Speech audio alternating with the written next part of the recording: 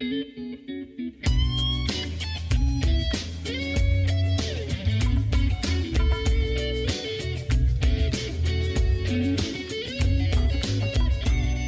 to Jackie's Groove. Come journey with us through the rhythm of the music business with your host, Jackie Bertone.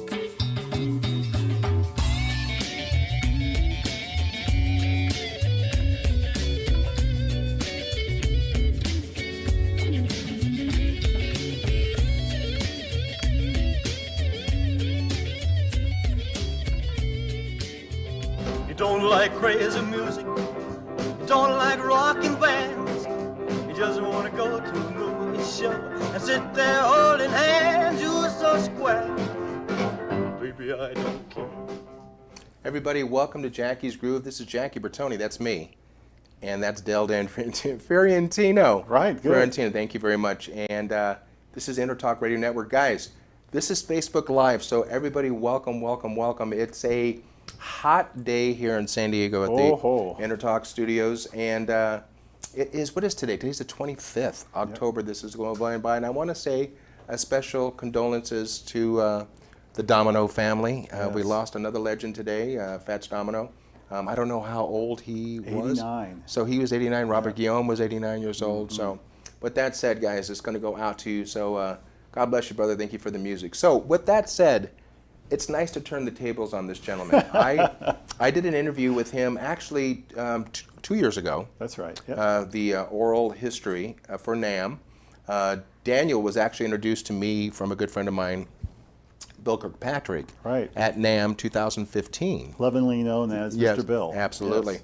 And Dan had walked up to me. We were out front of the Marriott, and I've told the story before, but he was introduced by Bill. But Bill had explained to him that the reason why I was on the scooter is because I have MS, and my right leg is a little bit weaker, so anything with Namm, I guess everybody would pay big money just to have a scooter to deal with that. And so when he asked me to, if I would be interested in doing an interview at my home studio, I jumped at it immediately to be part of the Namm family. Unfortunately, I missed Namm last year because of my spinal surgery, and would have been number 28. So this year it'll be number 28. Cool. And for those of you who aren't familiar with Namm, let me explain. It's National Association of Music Merchants. It's the everything you wanted to know about music but were afraid to ask. Actually, it's easier to get into Fort Knox than it is to get into Namm, because I can't tell you, and I'll be the first one to admit, Daniel, I can't tell you how many people went as Jackie and Caprice Bertone over the years before, you had to sit there and get a urine sample if you're going in, and so on and so forth. Namm is amazing. It is an adult playground. Every square inch of the Anaheim Convention Center, including suites, including outdoors, is filled, and it's amazing. It's 10 to 6's business. Being an endorser with 3 of the majors, I have to do my fiduciary duty. I have to show up, but the fun starts at after 6. And so with that said, and what we're doing here today is we're here to promote all about the music history of Namm. And Dan is the prominent music historian for Namm. So with that said, everybody with open arms and open ears, Mr. Dan Del Fiorentino. Thank you. Say hi to everybody, Daniel. I really appreciate it. Thank you very much. This is awesome to be here. Jackie is a good friend of mine, so it's an honor to hang out with you. And yeah, man. Good to see you. It's been a couple of months, so I'm glad to see your sparkling eyes again. So, and I'm proud to say that we're combined. We're about 280 pounds less than we were when we got together. Yeah, I think that's right. Yes. For God bless you, man. You look great. If I wasn't married, my friend, you'd be the one. Let me just well, tell you. I was thinking about sitting on your lap a little bit later on. And that's reserved for Tino. Yes, and okay. And Dan's beautiful wife is over here in the corner. My wife is suffering from allergies today, so she's sequestered herself with Tino. So let's talk about our duties, EnterTalk Radio, Jackie's Groove, and our association with Namm. Share with the listeners. Well, I'm just thrilled to talk a little bit about the new podcast that we started in August. That's based on the oral history program at Namm. So because we have these amazing interviews that go back to the first one was recorded in the year 2000, we've interviewed about 3,400 people. And this is everybody in the music industry, from Armand Zildjian and Bob Moog and Les Paul, down to the guys who started Guitar Center, Sam Ash's family, the mom and pop music store that you went to as a kid around the corner, composers, music publishers, music educators. We try to cover the whole gamut. And because of that, and because we've been so strongly supported by the Namm board and the Namm membership, we've been able to just run as fast as we can. So the original goal, Jackie, I wanted to share with you in 2000 was to get 100 interviews in 10 years. But by the 10-year mark, I was already at 1,100. So we've been running. Well, you know what it tells me? I mean, okay, a little bit of passion from my end, but also the industry is, as you well know, so full of passionate people who love what they do that at the end of the interview, oftentimes they'll say, oh, I get it now. This is what you want. Well, if you're going to interview me, you got to interview Bob and Jim and Sally. And so my list just keeps going and going. And it's been a thrill, an absolute thrill to document this history. But now we got to the point where we've got such a resource. We have a little clip like we do with yours up on the Namm website. It's what I call a web clip. It's 2 to 5 minutes long and a little bio. And it keyword tags that link you to other people with the same subjects. Like you have percussion. You can click on that and get a list of all the people who talk about percussion during their interview. But we wanted to show the depth of the collection. We wanted to show 5 or 6 people talking about the same thing. So the podcast was the perfect vehicle for that. So in August we launched. The first 2 were based on Sun Records in Memphis. Since I interviewed, I think, 8 people who actually played there and worked there, including Scotty Moore and Carl Mann and people like that. We got their perspective on that and played those clips, and I just loved it. It's great. It's so cool too for those out there in Facebook land and also on my page and your page and then EnterTalk. There's a little graphic of Dan with his 2 associates in there, so that is the broadcast, if you will. I always was against the word podcast. And over the last, especially 2 years ago, we were always saying, no, this is a network. But now that our numbers are so strong and that we are in that vein of, and we're bragging, yes, I'm bragging, of the Alec Baldwins and the Joe Rogans and so on and so forth, we knew Jackie's Groove would be successful. But at what degree and how fast, we're just blessed by that.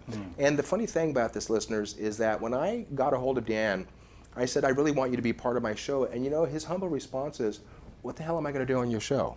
And and when you're talking about a man that's a virtual library of musical history. In fact, I think it was last month and a half ago, here at Humphreys, we were invited by a dear friend of mine, Kenny G, and some guy by the name of George Benson. They were doing their Breezin' and something tour. So afterwards, we were all hanging out, and George wanted to meet me. I wanted to meet George because all of our friends are in the band. And I said, you and I have something in common, meaning George and I. And he goes, what is that? And I said, we both did a beautiful interview with Dan Del Fiorentino from Namm and oral history. And he goes, what? And I said, yeah, we did a big impact on it. And I said, well, you did yours, I did mine, and then B.B. King did the one after that before we lost him. I said, so to me to be in that area, but it's funny when I made that announcement to him, his son and Michael O'Neill, his guitarist, said at this part of the night he's really, really tired. So even if I was to say something that he would know, he wouldn't recognize itself. So, and also too, with that interview that Dan did with me, you can go to Jackie Bertone, that's BERTONE.com. It's going to be on the right side. Click on the Namm logo and take a look at this. We did a 3.5-hour interview in which we condensed it all into about a good 20 minutes. And so, it's all about the fact is that, I don't hide from having MS. The fact of the matter is it was a card I was dealt with. And if I can make one person smile, one person feel better about themselves, let you know that how music has brought me through this and how that has brought me through music, it's a win-win situation. And so with that said, for those who ever go out on the 5 freeway and you go out to the flower fields, when you look up and you see that monstrosity on top of that, that is Namm. And actually, I've been wanting to do an interview at Namm, but for some reason, Daniel doesn't want me around the property, so we'll figure that out also. We got to get that restraining order off, but after that, you're certainly welcome. Yeah. And so, are we? Again, I'm always kept in the background. Paul never tells me anything. Fiorentino never tells me anything. Maybe we just don't know right now where exactly, if we're going to be. Paul, are we going to be on the floor that you know of in Namm? Are we? Do we have a set room that we're going to be doing? We're still trying to iron that out. Okay, and well, we better hurry up. We've got, because we're at the last week of January. Right. It's going to be, actually, we always say it's 4 days, but We have the day before, which is media, on Wednesday, and then Sunday. I think now Sunday is open to the public. They were last year. No. Oh, or was that summer now? I that think was it was summer. Okay. Yeah, that was a one-time. We've been trying to figure out how to fulfill the request of people that want to have access to the NAMM show but aren't trade members. Right. And because we have 106,000 people who are trade and do qualify to come, that's about the maximum that we can have. So opening it to the public doesn't look like an option at this point. I love the whole vibe, the John Lennon bus that was always kind of in the front part of the venue, if you will, of the convention center. Right. I think they've moved it now, and when the last time I saw it was in the middle of all the food. The food trucks are. Guys, let me just tell you, trying to tell you and explain what NAMM is like, telling somebody what peanut butter, steak tastes like if they've been eating peanut butter. It is like an adult Disneyland. You walk in, and your eyes blow up and it's not just saxophones, just percussion, just drums. You have a NAMM application. By the way, go on to Google and go on to iTunes and download a free and actually easy to use NAMM application. It will update daily as it goes along. You can put your own shows, concerts you want to go to, there's a reminder and so on, and you can actually find yourself if you're lost in NAMM. And I love it because, Dan, you'll agree with me, there's some people that stopped progressing in the 70s. There's still the guys walking around with the glam hairdo. There's still the girls walking around with the, what's the term I use? What is the pants the girls used to wear back in the day? Just that stretchy pants, like anything that had to do with bolas and so on. It's a virtual potpourri. And also, too, just so you know there, not to add to, to the confusion, but after 6 o'clock, you or the general public are allowed onto the properties if you want to come down to sit there and watch people. It is amazing because it is like a moving Grammys. With that it said. So with the NAMM Foundation, the music history itself, where are you trying, when you're bringing it to the people, what do you want the people to take out of that? Well, the trade association goes back to 1901. We had our first trade show in 1902 in Baltimore. And for many years it had a lot to do with the piano industry. That was sort of where we started.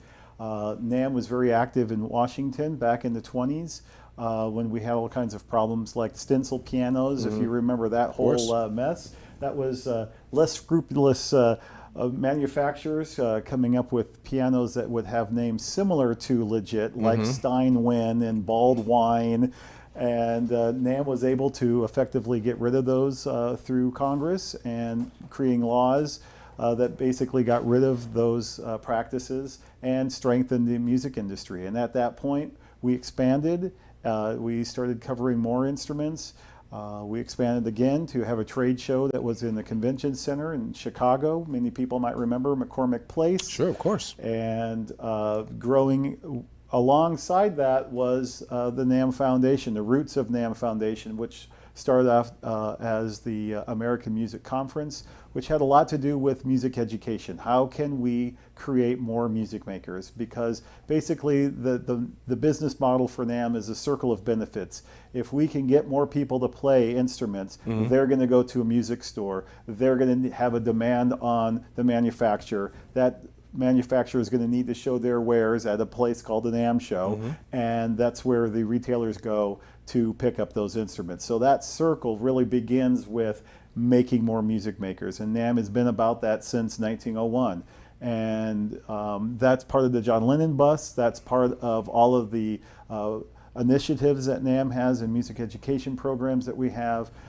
Is a huge part of the NAMM show, as you well know. The sessions are also part of growing the industry. We have NAMM U at the Idea Center. Those programs are for retailers, by retailers, for manufacturers, by manufacturers, for, in the case of the tech tracks, engineers, by engineers.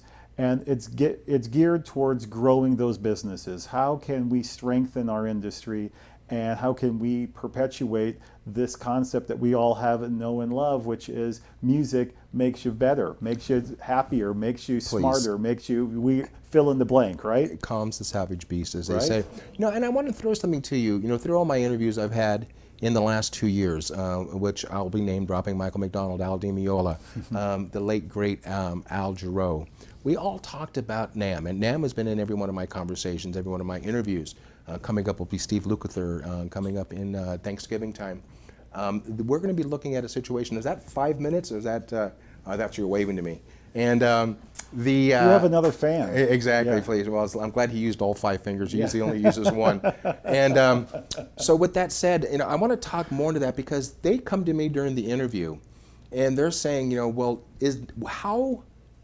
how much pull does Namm have? Meaning, the fact is, how will Namm utilize us, the names in the industry, the Lucathers, the Al Di Meolas? How can we, along with your name, compile a situation where we can stick our wingtip shoe up the boot of the asses of the government? Well, Namm's initiatives are all on our website. We'd love to get all the support we can. We have a lot of folks who help us with the fly-ins to Washington, D.C. This is where our members have a one-on-one opportunity to talk to their representatives and to make some changes, shake some boots, and hopefully get that music education in front of the people who are making those decisions. And celebrities certainly help, but I think the common person does too. Our Namm membership, we're signing those petitions, just being on top of those initiatives and making a difference, having your voice being heard is very important to all of us. And so the Namm Foundation welcomes anybody who's willing to help us. And I want to find out also too, the people that are in charge of our government, do they get it? Or are they looking at us like, oh, here are these long hairs, here are the people itself, the radicals and so on and so forth. Are they in a position to really understand? Do they really want to help? I think we have way more supporters than we ever have, and I think a lot of that has to do with the work that is being done at Namm, the fly-ins, the initiatives, the government relations. But it can always be better, right? I mean, it can always be better. And so I think we tend to bring a few more people every time we go, but that number needs to continue, and it needs to be just more than a one-time thing. It needs to be in the forethought of people when we're making decisions about everything. Repetitive is good. It's a good thing. It's that push. And I want to talk more about the situation with the History Museum at Namm itself. I want to let the public know if they're allowed to go into that. So with that said, we're going to step out. You see how fast this goes. Yeah. We're stepping out of segment number 1 into segment number 2. I'm Jackie Bertone. The network is called EnterTalk Radio, your connection to all things music. And Jackie's Groove is just welcomed. And so proud to bring Dan from the damn Namm there I am. to this. So there's the bumper music, guys. We'll be back on segment number 2. Don't go anywhere. Grab yourself a beverage. We'll be right back after a short message and these short words. Yes, my brother. Nice. Good.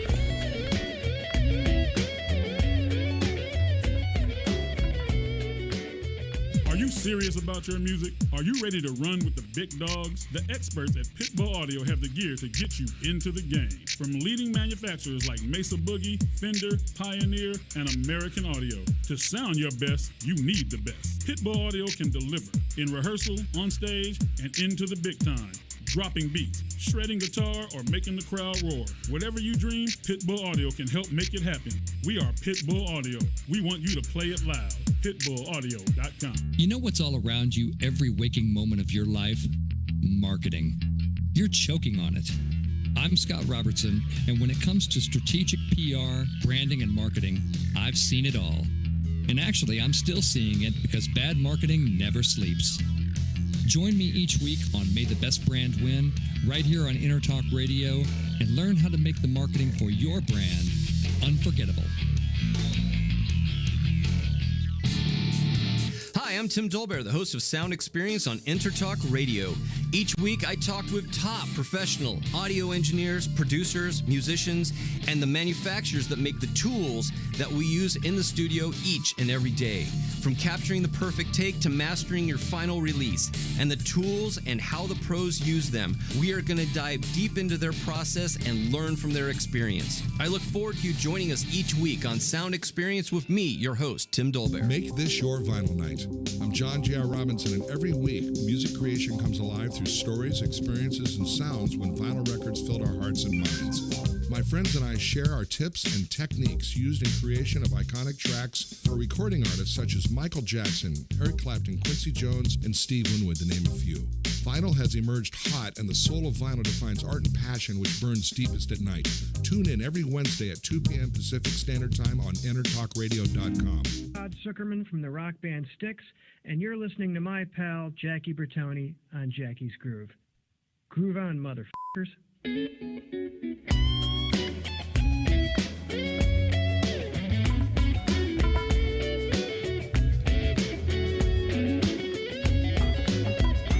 Welcome to Jackie's Groove. Come journey with us through the rhythm of the music business with your host, Jackie Bertone.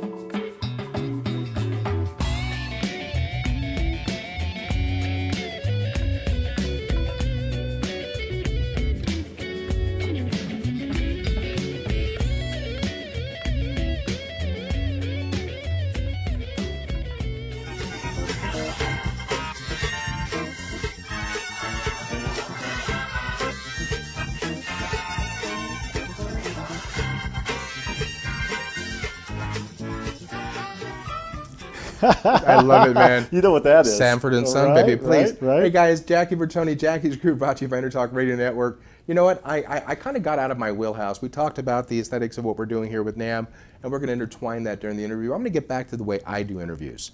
And it's all about Dan and Dan Del Fiorentino from Namm. So Dan, you'll say hi to the listeners again. Hey. So Dan, let me ask you this question. Let's go back to the music. I mean, we all know every time my wife and I are driving down the freeway, we see a truck that's got immense, stuff that's built up. We do the one, we know right away, and it's and that sound. What made you pull that song out? What's the genesis of that for you? Well, my wife and I, Suzanne is here in the studio, which is wonderful.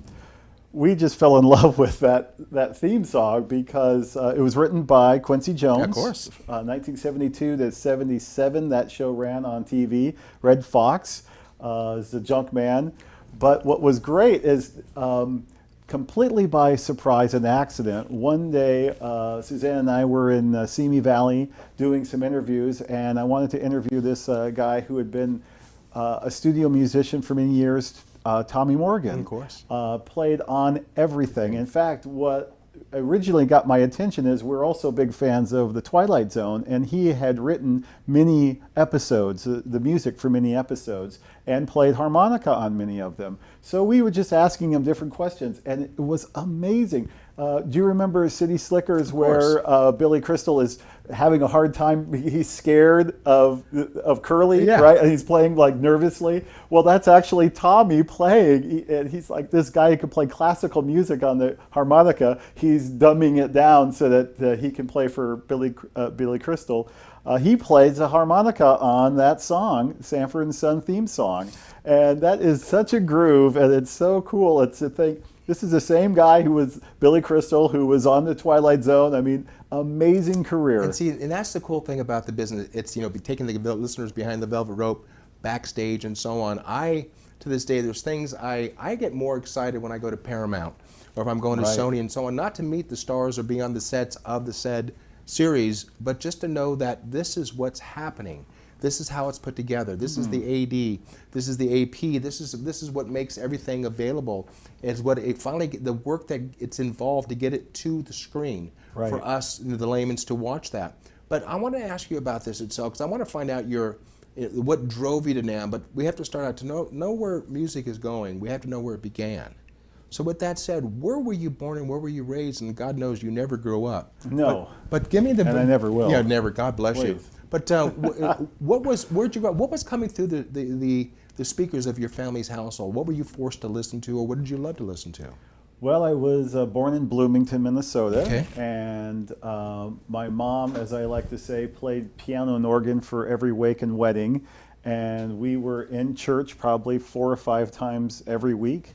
So I grew up very much around hymnals and traditional music. Church music. And in fact, I don't remember hearing too many popular tunes until I was about 10 or so.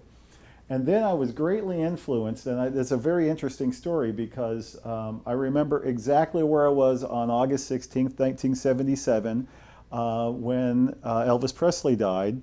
I was in the kitchen with my mom. I was 10 years old, and I was helping her make a salad. And she was cutting the tomatoes with a sharper knife than I was allowed to use. Right. And when she heard the news on her little soap opera black and white set there in the kitchen, she grabbed her arms up to her face, like, you know, shocked like that. And I had thought she cut herself with the knife, and because she still had the knife in her hand. But she was shocked by the news that this person that she grew up listening to had died. And I didn't know anything about him, but I was influenced by her response. Wow, I saw my mom move to tears about this. You know, and it's weird. I investigated. And it's weird because I was never a big Elvis fan. My mom was. And my mom was in the living room, the den in our home in Whittier, ironing. And we were getting ready to, 2 days later, we were getting ready to go to Hawaii. So my mom was putting all the clothes together and so on and so forth. And then, of course, when it came on the screen, right away she stopped. I remember the iron went on the side. I saw this team coming out of it. I mean, it's very how vivid it was at that time. My cousin, Steve Barilli, he actually was responsible. He did a lot of album covers for Elvis's career. And in his home in the Bronx, he has what is called the Black and Blue Room. When you go down in the basement, not only is there an amazing sound, but there's Elvis memorabilia everywhere, and so on. And it's funny that you mentioned Elvis, because the majority of people that I interview, they revert back to the day they saw the Beatles on Ed Sullivan. Right. You know, and so, you know, this was the situation where, again, I never got Elvis until a later age. I mean, the man had had an amazing voice. I never really, don't hate me for this, I was never really a big Beatles fan. But individually, as artists, I was huge fans of them together. Right. If that makes any sense, you know. And currently, we talked about Steve Lukather on the break. He's out with Ringo right now. Right. You know, and so Ringo's doing his thing. So, you know, that is the beauty of that growing up. So you said that you really didn't have that much traditional music growing up, other than hymns and stuff. Were your parents standoffish from rock and roll music? No, not really. It was just something that wasn't played necessarily in the house. But I'll tell you, when I first heard Elvis, and, you know, being influenced by that experience, I investigated, and a few years later, actually about a year and a half later, I got to hang out with my uncle, my favorite uncle, Uncle Marv Cooper, up in Redwood City, California, and he had a great collection of 45s, Elvis, Buddy Holly, the Beach Boys, all that stuff. And I started listening to these records, and I started hearing things that... Like? Like Scotty Moore on Elvis records. And nowhere is his name ever listed on any of those 45s or records. You know, the liner notes will talk about Elvis's hair and how good he looked and, you know, that kind of thing, but nothing about who the sidemen were. And that, even as a preteen, I was like fixated by that. So I remember I walked down to a thing called the library in Redwood City, California, and went to the reference desk, and I plopped the 45 of my uncle's on her desk, the reference librarian, and I said, "Who is playing the guitar on this? How do I find this out?" And she's like, "I don't have any idea, but let's look into books." And finally she found an article that said, these are the guys that played with Elvis, Scotty Moore on guitar. And that's the first time I heard his name. And can you believe, I mean, I get chills thinking about, thanks to Namm, my first Namm show in Nashville, I got to meet him. Second year there in 2001, I got to interview him, and we became good friends. He called me several times, I'd call him. And one of the things that I learned from him is that not everything was well documented. Even though we hear a lot of stories, not every little detail. So the music bump at the beginning of your show here that you were kind enough to play was "You're So Square, Baby, I Don't Care." There's a great story behind that, because Bill Black was the stand-up bass player for Elvis when they first started, and he was given this precision bass by Fender and said, "Okay, here, thump on this. Here's the chord progression we want, ba-da-ba-dum, ba-da-ba-da-ba-da-dum," and he couldn't get it. His thumbs weren't working. He's so used to they were working slapping. This way, but not this way. He wasn't getting into the P bass. So he's like, "Let me get a cigarette break, and I'll figure it out." Well, meanwhile, Elvis picks it up, and he starts thumbing on it. And so one of the first questions I asked Scotty was, "Can you confirm, was that Elvis on there?" And it wasn't really well documented that Elvis was playing the bass on that particular tune, but Scotty confirmed, yes, in fact, he was. And fast forward a couple of years later, I saw it in a book that was written. Now, I'm not saying I was the one that necessarily brought it out, but that was the knowledge that I'm so glad that we have documented now. And little things like that, I think, go a long way to inspiring people to say, well, heck, the singer picked up the bass and kicked butt on that little tune. Hey, maybe I can do that. You know, accessibility and just the relatability. If you like that song and you want to hear a little bit more, maybe that's going to bring you into music more than you were before. And documenting that is an absolute thrill for me. And see, and you brought that up because I was corrected by the CEO of our corporation and a gentleman by the name of Cedric. And I have to apologize to the millennials out there. What I mean by apologizing is that me as an old man, you know, and me as a musician, I've always fought, for case in point, let's back it up for a second. When you go to a motion picture and that screen rolls, the last thing you see are the musicians. When you watch the Grammys or the Academy Awards, the last thing you see are the musicians. If it wasn't for the musicians, you wouldn't have that vibe. You wouldn't have those stellar orchestrated you know, breaks, the incidental music, the cues, and so on. And so now the Motion Picture Academy is now listing each individual musician that is featured on the soundtrack, if you will. So what I said to the millennials, I said, I kind of used the term that you're not used to paying for music, and they're not. You know, I didn't mean to sound derogatory when I said that, but every one of the people in our industry that are long in the tooth, we always revert back to, in kids, it's called Record Release Tuesday. It's something that is the most amazing thing, and these things called record stores, Tower Records, Amoeba Music, Virgin, and so on, where you're able to go through and rifle through the bins. And if it was this album that I was on, I wanted to see it, or I would take an actual photograph with a thing called a camera, not a camera phone. And now Record Release Friday is out, but it's, you know, it's digitally downloaded. And everybody I've spoken to that are world famous, even people who are not, they're emerging artists. The idea, what you just said a little while ago, was called liner notes. Liner notes is simple. It's a booklet that gives and pays homage to everybody, not just the musicians. But I can't tell you how many times I've opened a liner note up and I'm listening to the music in my headphones. Wow, I didn't know that Bill played bass. I didn't know that John. I didn't know that Jackie, and so on. Oh, I didn't know that it was done at the studio. I didn't know that person was responsible for the album artwork, and so on. Now I understand there's a website, Google it, that actually gives you liner notes that are actually documented. And a lot of new artists, including a lot of the old artists, now are giving you digital downloads of liner notes on iTunes, Amazon, and so on. And that's the way it should be. It's not to know where music is going, it's knowing where it came from. My question to you, I'll ask this till the day I can't ask it anymore. Do you understand today's music? A great question. Well, of course. I think, you know, my thought is I can get into just about any kind of music as long as somebody's put some passion into it. You know, if I can figure out where they're coming from, oh, okay, I get that. You know, and I can't understand always every aspect of it. A lot of it, you know, street music, for example, you really do need to be in that neighborhood. You really need to walk a mile in that person's shoes to really get those kind of messages.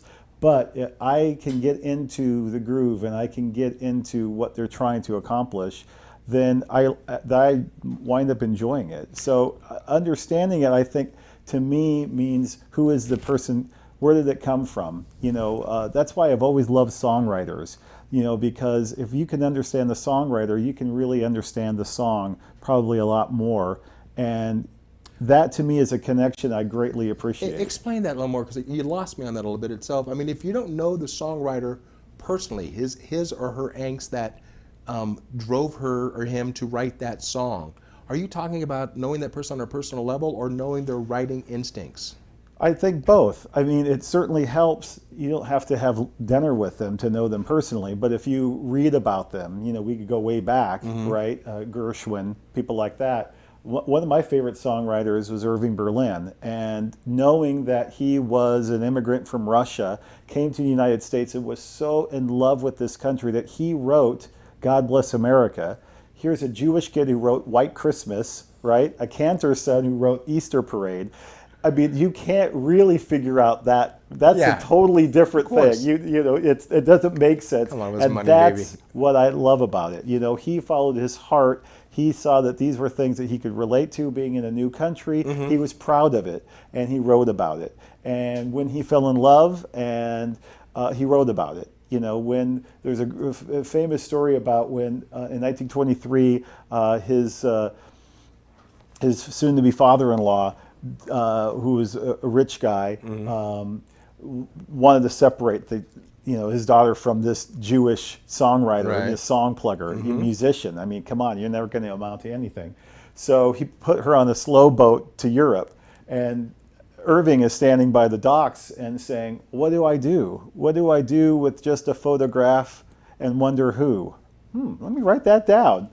And then he wrote another one called Always. I'll be loving you, not for just an hour, not for just a day, not for just a year, but always. Wrote that, gave it to her as an anniversary gift, and she made more money on that than she would have inherited from her father anyway. So that, to me, knowing that love story and then hearing those songs, I think help us figure out where it came from. And then what's great about that is we get to interpret it in our own lives, right? That song can be meaningful to me when my kids are born or when something special happens to me.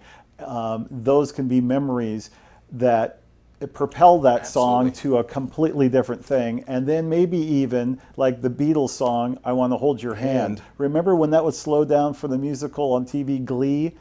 It changed that whole song 100% around. Yes, I used to watch Glee, guys, so don't... I know you did. We talked about this. Absolutely. You know, that's why I brought it up. I want to back off because we're getting ready to go right now out of segment number 2 into segment number 3. It's blown by. You guys, we haven't even touched... I just love where we're going on this. It's the idiosyncrasies. It's what drives the music business and what makes us a little bit touched in a good, weird way. You know, there's a reason for, how we can get our expressions out in music and so on, and how music can actually drive us for the greater good. Getting back into protesting. And now we can protest through music, through words.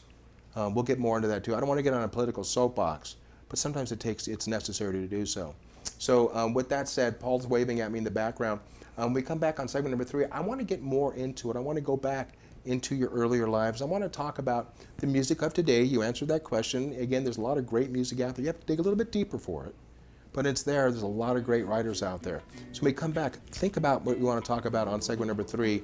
Guys, Jackie Bertone, Jackie's Groove, brought to you by EnterTalk Radio Music. What's the name of the company? EnterTalk Radio, your connection to all things music. I'm having a great time. My mind's going 1,000 miles an hour.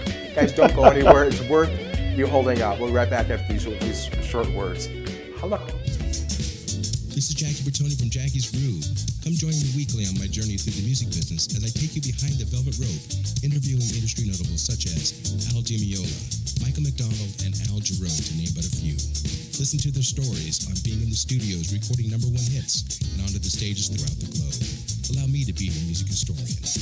You can hear me live every Monday at 2 p.m. and every Wednesday at 12 noon Pacific Standard Time or 24/7 on jackiesgroove.com. Ready to get your groove on? Hi, this is Tim Dole from Eclectica Studios. I'm a full-time mixing and recording engineer. I work with Grammy winners, labels, and indie artists, using state-of-the-art digital mixing and restoration tools and the very best in analog gear.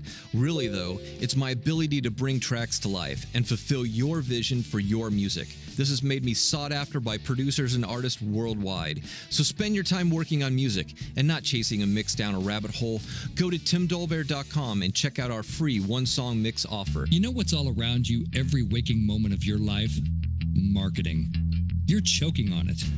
I'm Scott Robertson, and when it comes to strategic PR, branding, and marketing, I've seen it all. And actually, I'm still seeing it because bad marketing never sleeps. Join me each week on May the Best Brand Win, right here on EnterTalk Radio, and learn how to make the marketing for your brand unforgettable. Are you serious about your music? Are you ready to run with the big dogs? The experts at Pitbull Audio have the gear to get you into the game. From leading manufacturers like Mesa Boogie, Fender, Pioneer, and American Audio. To sound your best, you need the best. Pitbull Audio can deliver in rehearsal, on stage, and into the big time. Dropping beats, shredding guitar, or making the crowd roar. Whatever you dream, Pitbull Audio can help make it happen. We are Pitbull Audio. We want you to play it loud. PitbullAudio.com. Hi, this is Al Di Meola, and you're listening to Jackie's Groove with Jackie Bertone.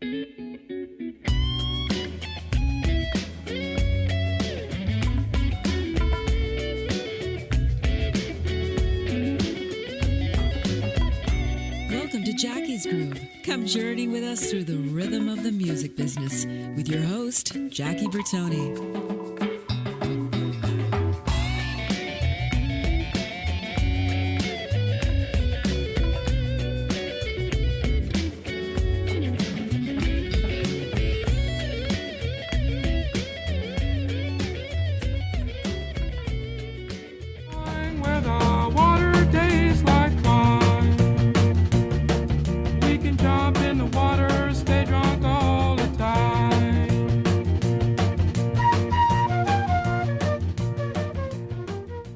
Music History 101, guys. Hey, welcome back to segment number 3.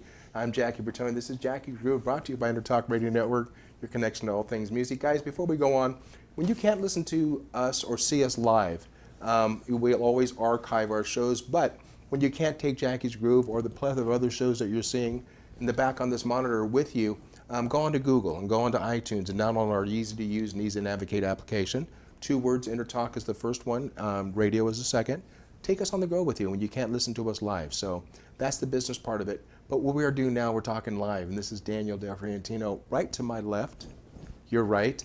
And we're talking about just the genesis of music and so on. Let's talk about how you chose and why you chose that song. We just started the segment number 3. Oh, I'm so glad you asked. Please. I'm a sax player, played sax since my grandfather gave me one when I was 13 years old. And took lessons at Gelb Music in Redwood City, California. Northern California. Yeah, that's right. And always was listening for the sax solos, you know, and there was a couple of people that I always heard over and over again. And as you well know, you can create an understanding of a person's style, even if they're just a studio musician and told what to do. Sure. You can still differentiate between this one and that one. And that's exactly what I did with a guy named Jim Horn. And I would hear him and just say, oh, there's my man. And he did records with everybody. He was in the Wrecking Crew in Los Angeles, and he did, I think, 7 albums with John Denver. Mm-hmm. Did those wildlife concerts with John Denver, did all kinds of great stuff. So anyway, fast forward to June of 2017, just a couple of months ago. I was with my staff, Elizabeth Dale and Mike Mullens. A big shout out to those guys. They are my partners in crime with our podcast. Perfect. We were at the Musicians Hall of Fame in Nashville, which is a fantastic place if you ever get a chance to go.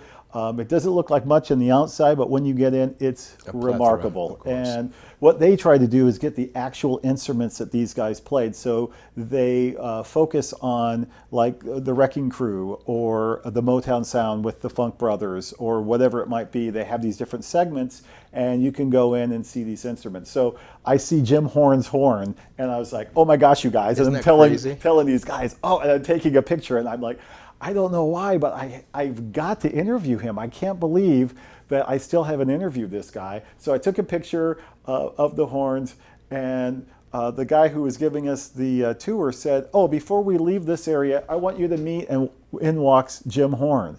He goes, I want you to meet Jim Horn. And I was like, well, you could ask my... How'd you keep it together? Because I was just like giddy. It was so funny. Like I was just talking about this. Because my crew here knows that I am starstruck. Yeah. Even though I am the yo cat in the industry, I still will kick my wife under the table. Like, you know, in this, you talk about being a sax player. You know, interviewed Richie Cannata. Oh yeah. For Billy Joel's band. Right. You know, when I sat there with his sax, he goes, Jackie, you understand that this sax is the same sax that's played on every one of Billy's hits. And a story, if I can share with you, I think I shared it with you on our interview, about when I had the pleasure, and still have the pleasure, of working with Brian Wilson. Right. You're talking about a gentleman who's got angst, a person whose his life is in his music and his words. But when there was that Steinway piano sitting in the back of Ocean Wave when I went to do his album called Imagination, and I'm looking down the hallways, and even though it was early in the morning, there was music coming through the walls. Even though there was pictures of Bennett and Sinatra and so on, you can feel the music coming through the walls. Absolutely. I went into the White Room, which is white floor, ceiling, and walls, is where they conduct all the orchestras. Everything that you've heard from Bennett, Sinatra, and so on and so forth. So here's this piano sitting in the back. Piece of shit, just dilapidated, just like horrible. Fast forward a half hour later, Brian Wilson walks in. Now, even though I'm very in tune, I've done so much work with the Beach Boys, I never had a chance to sit down with Brian. And so it was Brian's request to sit in on the studio, on my session. Am I going to say no? No, I had no choice. But he walks in and he gives me a big hug. I take the opportunity for him to stand around all my equipment from LP, to give thumbs up and pointing to it. And then he says, now come with me. So we went right across the hallway, that piano that looked like crap. He sits down behind it, Dan, and he starts playing the intro to California Girls. And I said, wow, that sounds exactly like the album. He goes, it should be. It's the same piano. And all of a sudden, that piano just started to sparkle. Yeah. And the owner of Ocean Way would never sell it, because when Brian went into his period where he was sequestered in his home for those 4 years, that was the piano that was brought into his living room where they put sand, a sand pit. So he felt like he was rubbing his toes through the sand so he can write the beautiful beach music. So these are the things that we learned, the idiosyncrasies, the things that are behind the velvet rope backstage situations. You know, you laughed a little while ago because the intro, the radio drop was done by my good friend of mine, Todd Zuckerman, the drummer from the iconic band Styx. It's amazing because their new album out right now is called The Mission. First album in 14 years. It was released a couple months ago. We were proud to be part of the promotion on this. Here's the cool thing. They went back to Blackbird Recording in Nashville. They have over $1 million just in microphones, Dan. And what they did is they recorded the album all analog, which they actually went in, Chuck Panazzo, Ricky Phillips, the two bass players, Todd, they brought their old P basses out of storage, left the old strings on them to get that sound of the original tunes. Right. That they did that. So they everything old is old again. They brought that back. So when I say to you, being a sax man and so on and understanding it, I don't know the last time you were in the studio, hopefully you're still gainfully employed on playing sax, but you know, it's changed drastically. Has Namm, I don't know if I'm going to say this correctly, has Namm embraced the new technical sounds? Absolutely. Okay. I mean, you know, Namm is all about... Explain to them. Well, the trade show is our opportunity as an industry, the music products industry, to showcase the latest and greatest. So, you know, I remember once somebody was asking me to do a research project on all the instruments that were introduced at the Namm show, and I said, you know, it's easier to say the piano is one of the only ones that wasn't. You know, I mean, that is the place where the DX7 was introduced. That's where, you know, Les Paul was introduced. I mean, it and everything in between. And so it is that opportunity for these manufacturers to get together and say, this is what we've been working on. What do you guys think? We're going to roll this out. And we get some artists to go in and play some of those things. Herbie playing the DX7 is a favorite memory that many people have, going back to 1984 when that first came out. The Fairlight was introduced at the Namm show. I mean, all of that technology has been embraced by Namm since the very beginning, because we're looking for opportunities for musicians to be inspired, right? To have their soul being released through music, and hopefully inspiring other people to pick up an instrument. A young kid who plays, you know, because they heard their hero. And those are the kind of things that we want to inspire. And I think those technologies that you're talking about are amazing. And, you know, one of the things that I'm going to skip ahead a little bit. Please. We've got to play a little bit of Rocket in one of these segments. Herbie Hancock's big hit from 1984. Nice. The video alone. Right? And do you remember when he played it live at the Grammys that year? Okay, so that's the first time many people, including me, sitting at home, saw a turntablist, and that was Grand Mixer DXT, right? Absolutely. And he was doing that. And I thought, oh my gosh, that is really wild. I'm On the loving ones that. and twos, Do you remember exactly. that? Yeah, of course. Right. So that inspired the whole new thing that as part of the oral history program, I am very proud to say that we painstakingly went through a lot of those old original DJs, going way back, like Cool Red Alert. Of course. Spinderella. Those folks who really invented Kid that, Capri. I mean, right? yeah. Those guys invented that whole thing, and they're still around, so we're able to do that. DXT gave a great interview about how Rocket came off the ground.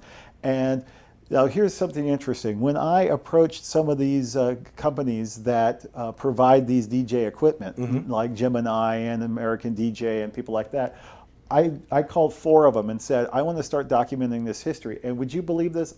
They're all competitors, so they weren't talking to each other. They Right. all said the exact same thing to me, all 4 of them, which is, that's great, we'd be honored, but you've got to start where the source, and that is those guys in the Bronx. We would be nothing if it wasn't for those guys, those Absolutely. kids, basically taking their parents' equipment, right? Those old pieces of record players and speakers that people threw out, and turn them into a musical instrument so they could entertain their friends in the parks there in the Bronx. And that's where that started. So these guys who are now making professional equipment based on that are saying, honor them first and then come back to us. And that's the success of one of my companies. I've been endorsed by LP, Right. LP Music, which now is part of the proud family of DW Drums.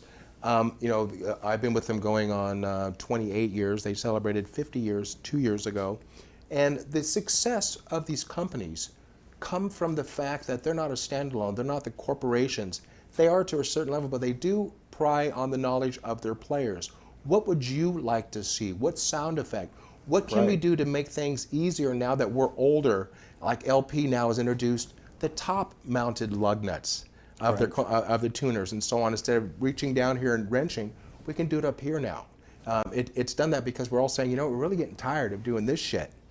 Let's do this shit up here now, right? Right. And I always say this, and I've said this over and over again about to the people out there, for children, our generations coming up in music.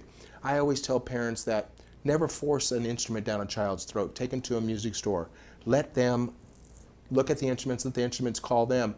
And then a friend of mine said, Al DiMiola, and he said, the better thing than that is to take your children to concerts. Let them taste real music. And it's so cool, Dan, because when we go to these shows, Styx, Chicago, and they're still in big, huge venues, arenas, Earth, Wind, and Fire, and now we're seeing 3 generations. Absolutely. Us, our children, and our children's children. And that right there alone is just, it's heartwarming. Music is life. And I love that. But I want to ask you a very unfair question. Out of all the NAMMs, let me ask you this question first. Do you enjoy Namm? Let me finish.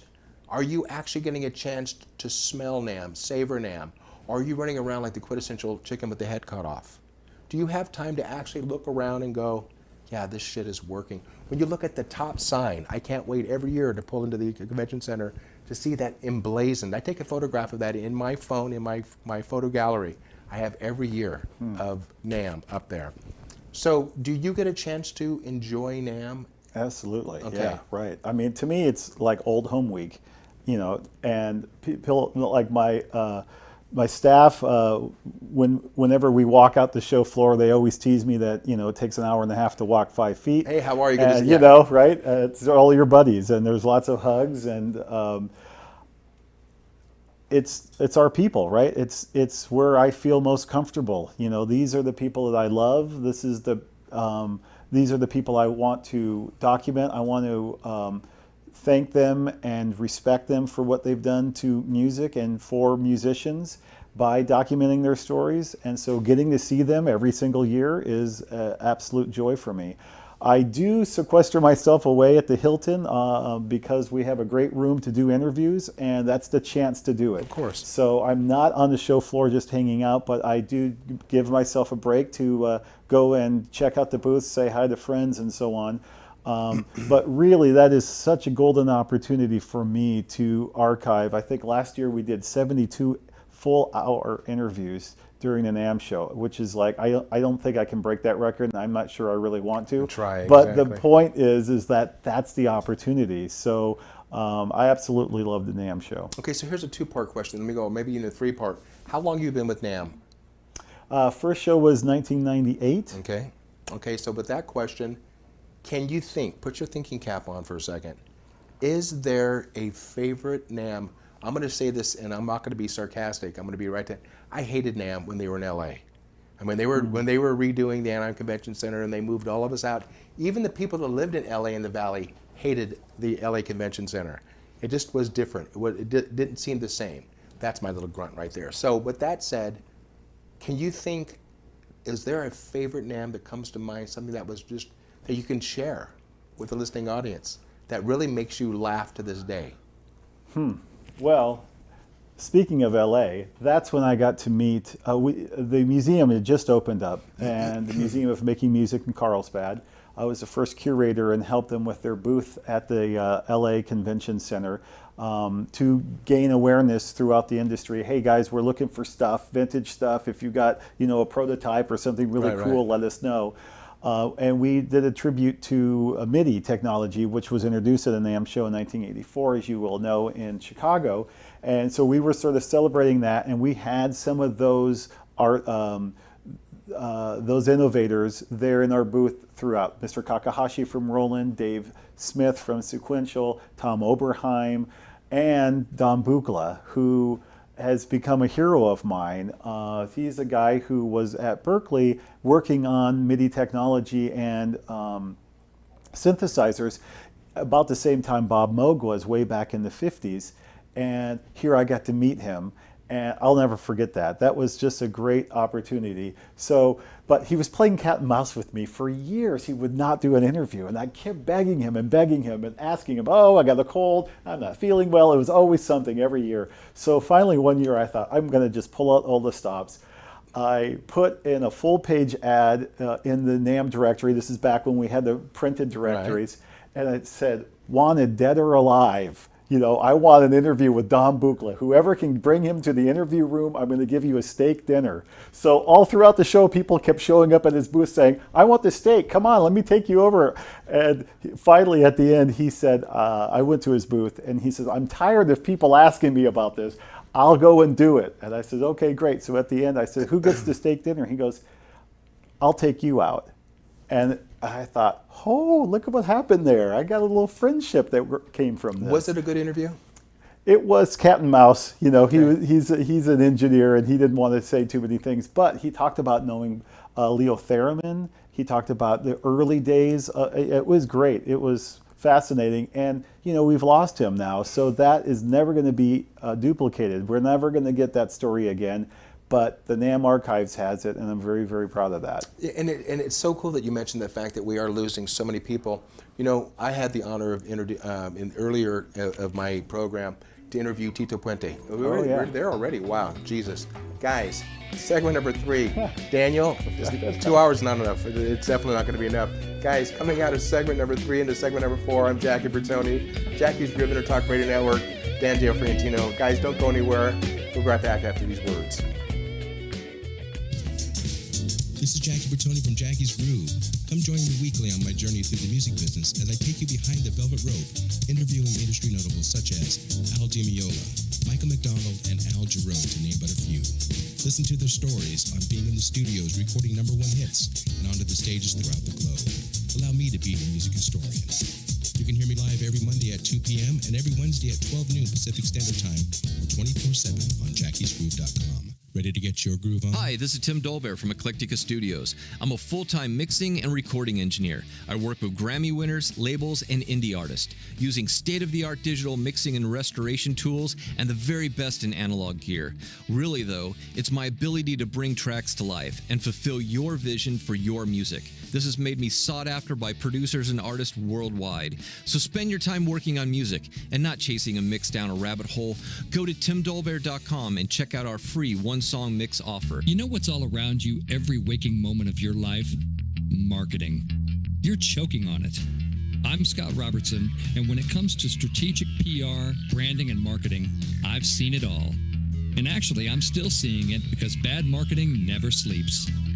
Join me each week on May the Best Brand Win, right here on EnterTalk Radio, and learn how to make the marketing for your brand unforgettable. Are you serious about your music? Are you ready to run with the big dogs? The experts at Pitbull Audio have the gear to get you into the game. From leading manufacturers like Mesa Boogie, Fender, Pioneer, and American Audio. To sound your best, you need the best. Pitbull Audio can deliver in rehearsal, on stage, and into the big time. Dropping beats, shredding guitar, or making the crowd roar. Whatever you dream, Pitbull Audio can help make it happen. We are Pitbull Audio. We want you to play it loud. PitbullAudio.com. Hi, this is Al Di Meola, and you're listening to Jackie's Groove with Jackie Bertone.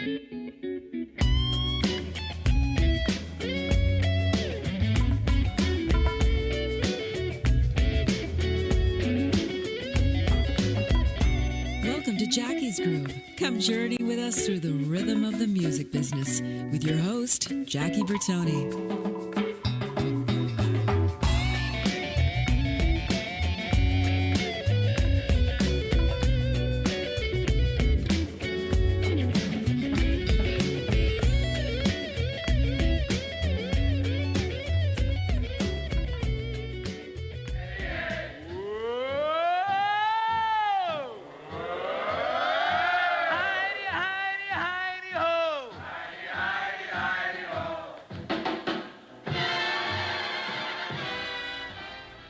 Wow.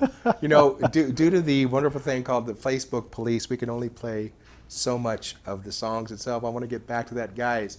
Jackie Bertone, Jackie's Groove, EnterTalk Radio Network, your connection to all things music. Guys, a little bit of business, Daniel, if I may. We got to keep these lights on. I want to say hi to our sponsors. First and foremost, Calvin Lee and the Motley Crew over at Pitbull Audio. You can reach them at pitbullaudio.com, where they just want you to play it loud. People I'm biased to. Sabian cymbals, my cymbal choice for the last 24 years, Sabian.com. Vater Percussion, my drumstick company for the past 25 years, Vater.com, Vater.com. Drum Workshop, we love the guys over at Drum Workshop, Don Lombardi, Chris Lombardi, and John Good. Thank you guys for being one of the newer sponsors, and of course, as I said before, LP Music, going on 28 years. You can reach them at lpmusic.com. Jerry Zacharias, Terry Tilapia, all the people in Derek Zimmerman. Guys, thank you for your belief. And also someone I'm sure you know, called Studio Instrument Rentals, SIR-USA.com. Everything that you can possibly want, but we're afraid to ask for in the way of backline and so on. You guys, and also Bling Group. If you guys have the money and you have the need and want to add a little extra bling into your life, blinggroup.com, your best place for custom diamond watches and custom diamond jewelry. So with that said, Daniel, welcome back. Thank you. You know, I want to go to this, and we also want to talk about Namm, Namm.org. You want to go there, you want to get involved. I asked you a question, I'm going to bounce back and forth. Can the general public actually gain entrance into the Carlsbad headquarters to see the museum? Yes, it's open to the public every Explain. day except Monday. Okay. So, yeah, it's a wonderful museum. It's a nonprofit organization, so they have fundraisers and special gala events. They had Graham Nash there last year, raising money and awareness. They have a wonderful Music Ventures program. It's curriculum-based tours for kids, and these kids come in busloads at a time. Sometimes that's the first museum they've ever been to. Sometimes it's the first time they picked up a musical instrument to play. Are their eyes this big? It's fantastic. It's just absolutely glorious. I mean, that's the mission, right? We want to get more music makers, and so busloads at a time come to this museum, and sometimes they come home with a little shaker that they made or something, an experience that they probably won't forget. And the cards and letters and thank yous that we get are just a testimony to the impact that has. And that is so cool because every year, I haven't done it in years, but I used to do a thing in Maui with Henry Capono and Michael McDonald, a thing called Children, Keikis of the Rainforest, the Rainbow Within You, Keikis being the Hawaiian word for children. And we used to get these big POG tubes, you know, the POG with these little collectibles I used to have, and I would have vats of rice, vats of popcorn uncooked, and I would teach the kids how to make 8-inch, 6-inch, 4-inch shakers. They would make the shakers, put the ends of them on, they would go to another booth, they would paint them, let the sun dry them out, and at the end of the day, at about 5 o'clock on a grassy knoll would be Henry Capono, Michael McDonald, and these kids with their shakers. Cool. And you talk about just emotional, watching these babies' faces. They don't know who Henry is. They don't know who Michael was. They just knew that they were actually getting that sound out. And that alone is worth its weight in gold. You know, we talked about earlier about your cat and mouse with the last interview, and how it went was cat and mouse. I get kind of, my ego gets hurt a little bit. I've been blessed to work with the greatest drummers in the industry. You know, again, Jeff Porcaro, the late great, Vinny Colaiuta, of course, David Garibaldi, Liberty DeVito, the list goes down the line. But I have been fighting like hell to get Steve Gadd to come on. I mean, Alex Acuna, one of the greatest interviews I've had in the last 3 months. Alex said, I'll work on him, Jackie. So I get an email from Carol, Steve's wife, and she said, we're very well aware, everybody's called him. Lukather, everybody said, you got to get on Jackie's show. She said, it's nothing against you, Steve doesn't like to do interviews. It's not because his shit doesn't stink, he just is not comfortable in his own shoes. But I'm going to change that. She goes, if anybody can change it, you can change that. I got a call years ago from a gentleman by the name of Hal Blaine. You talk about the Wrecking Crew kids. These are the quintessential studio musicians. Hal Blaine, Carol Kay, one of the greatest female bass players that was responsible for The Beat Goes On with Sonny and Cher. If it wasn't Impossible. Mission, exactly. Yeah. And so when Hal got on the phone, I was at Ocean Way. I was getting ready to go on my first day of recording with Brian. Al said, they said, Jackie, Hal Blaine's on the phone. I thought somebody was fucking with me. Did I say with me?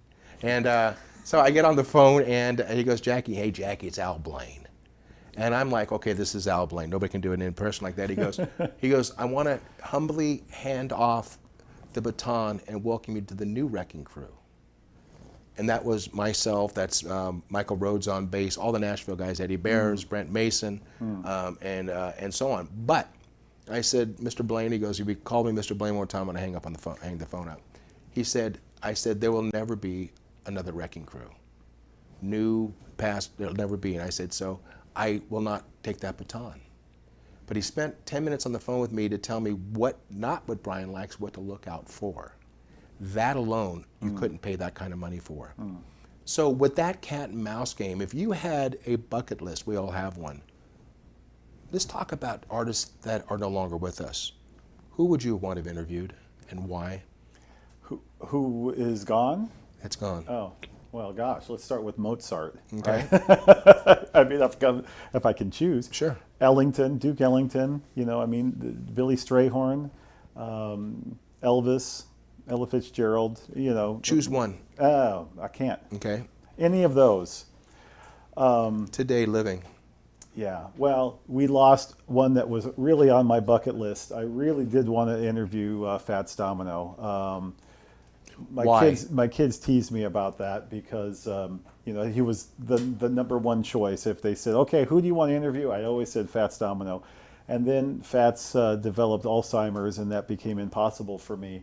We just lost him today. And the why is, that sparkle. Right?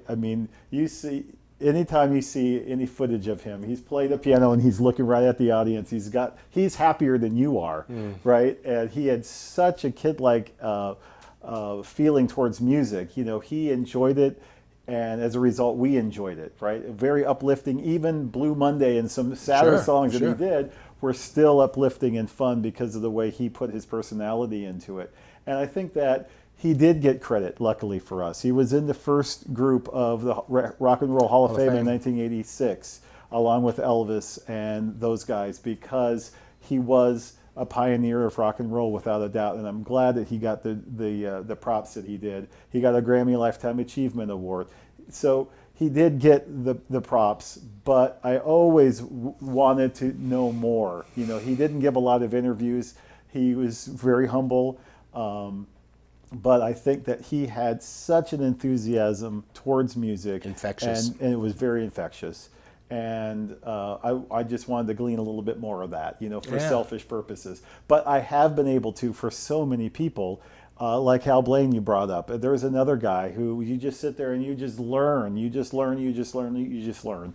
He says something, it's like, oh my gosh, that's what that was like. Another guy from the Wrecking Crew that I was so blessed to know was Earl Palmer, who was a great jazz drummer who played on more rock and roll records than probably just about anybody else next to Hal.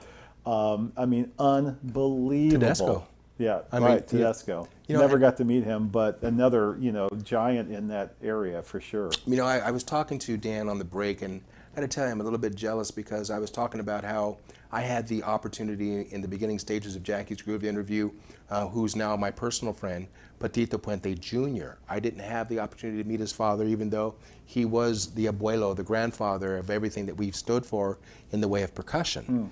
His innovations, his designs that were graciously welcomed by Martin Cohen and the LP family. And so I surprised him on the opening number. We got permission to play an elongated thing of Tito's last concert on Oyo Como Va. People think that's Santana. It's not Santana. And it's not even Tito Puente. There was the writer on that. But the fact is, Tito said to me, and he came on, he goes, I'm not going to be embarrassed to tell you I'm crying right now. And it was, even though I was in concert on the road with Joe Walsh and Henry Capono and Christopher Cross back in 2000 in St. Charles, Illinois, remembering where you were on those most prolific days. I was getting off the tour bus, and Henry Capono from Hawaii had said, hey, Tito Puente died. I couldn't hear him as the exhaust of the bus pulled away, and he finally said, Tito Puente died on the table, complications due to his heart.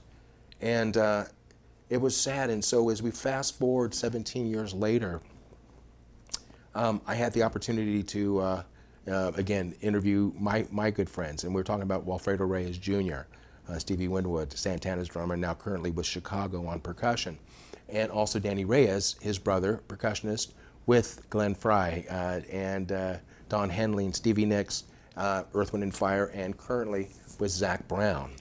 And they said, can we ask a favor of you? And I said, sure. And they said, would you consider interviewing our father, Wally Sr.? And I said, what's your next stupid question? Because, and then Danny said, because when Dad goes, so goes the stories. Right. And so had the greatest interview with him. 2 hours blew by, and we still had 1,000 more questions to go through.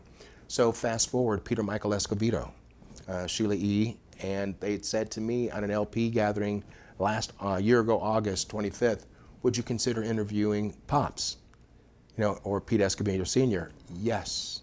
They said the same thing. You were so successful with Wally Sr. that people want to hear about Dad, where we came from. I'm trying my best, because we are losing people. Now, when someone passes away like Chris Cornell and the like at those young ages, it's heart-wrenching. But when these people have lived their lives and full of lives, and they've educated the masses, I really want to go after. I want Hal Blaine, and I will get Hal Blaine.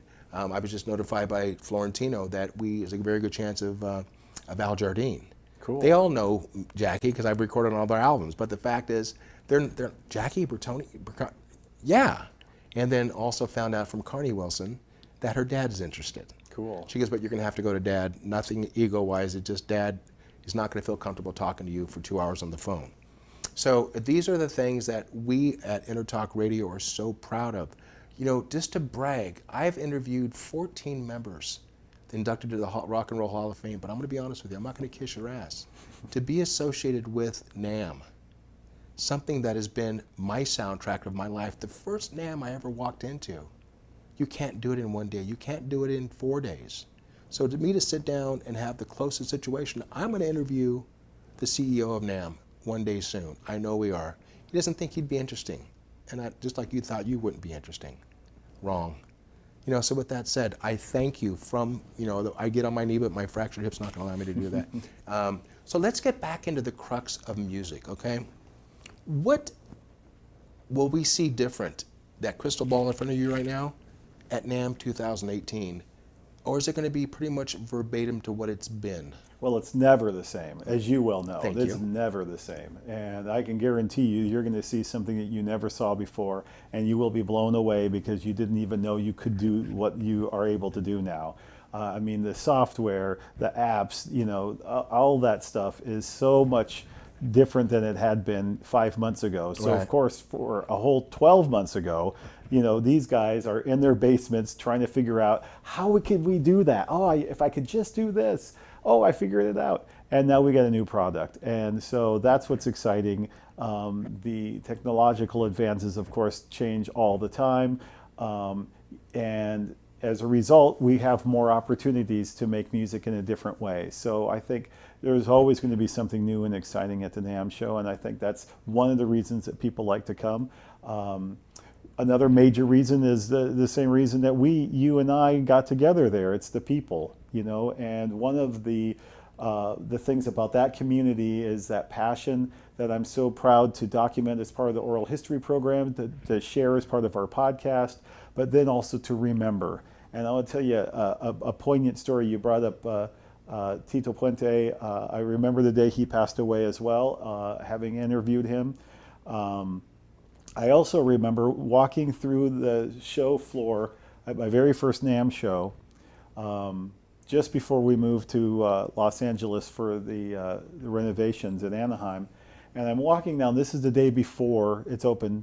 So as a staff member, I can walk and I'm watching everybody make their booths and setting up and so on. And a gentleman had taped a picture of somebody next to his booth. And I walked over, I don't have great eyesight, and he had written something, so I had to get really, really close to see what did he write, who was this guy. And he came over to me and he put his arm around me and he said, the show's not going to be the same without him, is it? And I didn't know who this guy was, but I learned that it was one of his reps. And that had such an impact on me. I didn't know that rep, but gosh, I wish I did, because he certainly seemed like a great guy, enough that warranted this guy taking the time to put his picture up and to make that comment to me. I will never forget that comment, Jackie. He said, the show won't be the same without him. And I thought about all the friends that we make and the people that we lose. And if he's a rep and you own a store in Des Moines, you're probably not going to get out to his funeral in Arizona, right? But it doesn't mean that you don't want to pay respect. And I thought of the idea of creating this tribute program. And the tribute program, at first I was a little concerned that might be a little maudlin. Here's these conventioners coming and whooping it up and having a great time. Is this going to be appropriate? But it turns out to be very appropriate. And I'm very, very honored that our CEO, Joe Lamont, who you mentioned, had said just a few days ago that among the millions of things that happened at the Namm show, that he feels most important is the Namm Tribute. And this is a program that it takes place every Thursday of the show at 5:30 in front of the Grand Plaza stage. We have bagpipes that come out. We have Doyle Dykes usually on guitar playing along. And we roll a program, a video slideshow of the people, the images of those who have passed away in our industry since the last time we got together. And this is something that the Resource Center staff and I do. And oftentimes there would be, everybody gets, we say, the 4 seconds. Absolutely. There's a video that plays on for everybody that we've interviewed. And there is to say that we have documented that story. This is to say those are the people whose stories we now have. We're not going to get again, but we have them now. And there are still pictures of those that we didn't get, hoping that it's going to inspire people to say, gosh, we got to get those stories. We've got to get those stories down. Hold that thought. Let's pick it up on segment number 5. Again, I'm blown away by how fast this is going.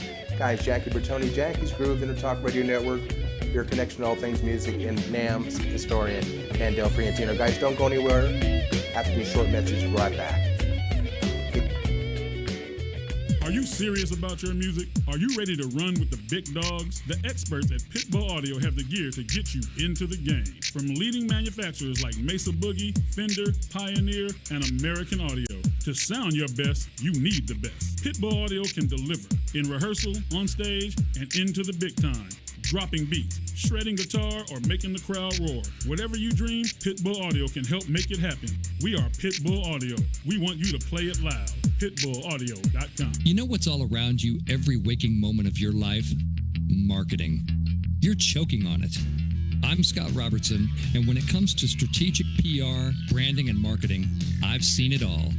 And actually, I'm still seeing it because bad marketing never sleeps. Join me each week on May the Best Brand Win, right here on EnterTalk Radio, and learn how to make the marketing for your brand unforgettable. Hi, I'm Tim Dolbear, the host of Sound Experience on EnterTalk Radio. Each week, I talk with top professional audio engineers, producers, musicians, and the manufacturers that make the tools that we use in the studio each and every day. From capturing the perfect take to mastering your final release, and the tools and how the pros use them, we are going to dive deep into their process and learn from their experience. I look forward to you joining us each week on Sound Experience with me, your host, Tim Dolbear. Make this your vinyl night. I'm John J.R. Robinson, and every week, music creation comes alive through stories, experiences, and sounds when vinyl records filled our hearts and minds. My friends and I share our tips and techniques used in creation of iconic tracks for recording artists such as Michael Jackson, Eric Clapton, Quincy Jones, and Steve Winwood, to name a few. Vinyl has emerged hot, and the soul of vinyl defines art and passion which burns deepest at night. Tune in every Wednesday at 2 p.m. Pacific Standard Time on EnterTalkRadio.com. Todd Zuckerman from the rock band Styx, and you're listening to my pal Jackie Bertone on Jackie's Groove. Groove on, motherfuckers.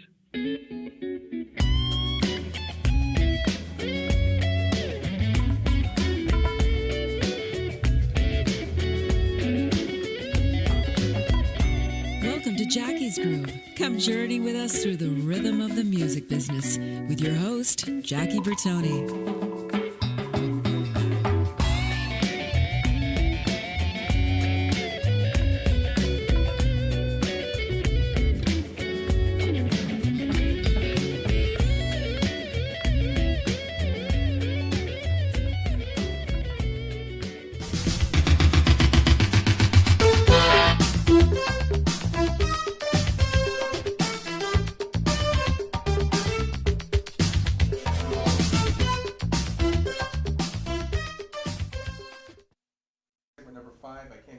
I'm back on. Hey guys, Jackie Bertone, Jackie's Groove, brought to you by EnterTalk Radio Network. You guys, that song, when that first came out on MTV, remember MTV? Of course. When it used to be music television? And I wanted to know what drug that director was on this Herbie Hancock thing on Rocket. Right, I mean, with all the mannequin parts and all that, yeah. Just, it was everything but the marionette strings and so on and so forth. That was awesome. What made you choose that song? Well, as we mentioned earlier, I got to interview Herbie and also Grand Mixer DXT, who did the DJ work on that. And it was revolutionary, right? And it brought out products that are now available at the Namm show that allow people to make music in a different way. You know, we didn't think about your dad's record player as being a musical instrument until that whole movement in the Scratch, Bronx, exactly. right? You know, Wizard Theodore and those guys making the scratch out there in the Bronx. And over the years, I've been able to interview a lot of those guys, which I'm very, very blessed. In fact, one of our podcasts for the Music History Project that's on EnterTalk Radio is a DJ, two-part DJ program for which we talk about some of those guys, and been very blessed to interview them. Let me ask you this question. Other than myself, who was your favorite interview? Well, yours was my favorite. See what I did? Yeah. Okay. Yours was my favorite. Here's the $20. Okay. Thank you. It's 50 actually. Yeah, okay. Yeah, okay. Paul will pay that. I can't. It's like I can't. It's no. No. Who's your favorite child? You know. Right. Exactly. Well, yeah. It's exactly. If you had 3,000 children, kid, right? Yeah. But I will say that there were so many favorite moments for me, and it's documenting. You know, my honor is the fact that I get to play a role in documenting some of these histories. And sometimes there's a story, even the most popular person that I interviewed, B.B. King is a good example. I asked him, I said, everybody knows Lucille, but where did you get your first amp? And he looked at me, and he looked right at the camera and looked at me and said, I don't think anybody's ever asked me that before. I was like, yeah. Yes. You know, but that's it. I get to document something new. She always says to me, my wife, she just walked in, how's your nose, sweetheart? When I do an interview, and I love that I'll ask a question, and they'll go, wow, good question. Because God knows they've been asked, you know, over and over and over again, the same ones. My thought process is, well, let me step back from last week. I interviewed Ray Parker Jr., you know, and Mr. Ghostbusters, if you will. Right. The stories behind Ghostbusters and everything else, and we're very, very proud. We're going to be heavily involved. We were very, very a strong part, and still are, with an award-winning documentary called The Hired Gun with Fran Strine, and which stars Liberty DeVito, Billy Joel, Rudy Sarzo, and the mentions are crazy. Well, there's a new pre-production that's going to be even greater called The Titans of Radio, and that is including Jay Graydon, Steve Lukather, Leland Sklar. And the reason why they're using the word Titans is because there's at least 30 songs that are on the radio that feature those musicians. And it's going to be, and so I'm proud because we're now going to start interviewing all those artists as they come up. The cool thing about talking to Ray Parker Jr., I mean, who can't sing Who You Gonna Call? And I asked him a question. I said, let me ask you this question. I said, when you're walking down the street, you have a good look about yourself, people know who you are. Are you tired of hearing Who You Gonna Call? Or Ghostbusters and so on? And his response was, Jackie, when you're holding the winning lottery ticket, you don't ever want to sit there and shred it. You don't ever, when an artist says, oh, I don't want to play that song anymore, he goes, how could you not want to play a song that afforded you that lifestyle? And he also said, Ray Parker said, I'm more proud of being part of a song that's not number one, but is known as a number one song throughout the world. Still to this day, Halloween, Ghostbusters licensing is still the most powerful, next to Monster Mash, next to Michael Jackson's Thriller. So when I say that, how you and I are involved in this big cauldron, a thing called music, how we keep stirring things up, what is it in your opinion that's going to keep Namm alive for the next 25 years?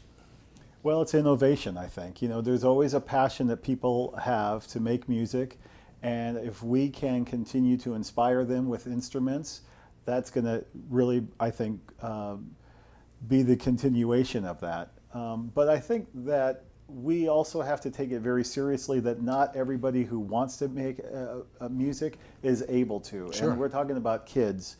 We're talking about music education programs are being cut left and right. And yet we still want, as a society, to have a high level of performance in our children. So we need to take very seriously these things that are happening right in front of us and encourage as much as we can those policymakers to take a look at what is most important to us as a culture. And music is got to be on that top 5 list. And the right? beautiful part about this also is too, with all these manufacturers, you don't think, I'd be hard pressed to believe that the Remos, the Selmers, the Yamahas, that they wouldn't put their best foot forward to donate a lot of instruments into the schools. Well, they all do. I mean, most of them do, Sure. I should say. And all of them get that concept. But it's not just that we can rely on the manufacturer to continue to donate because they had to make a living too. Of course, in a perfect world. But it's also about opportunities to teach these kids. We need teachers out there teaching these kids how to do it. We need opportunities for kids to pick up an instrument.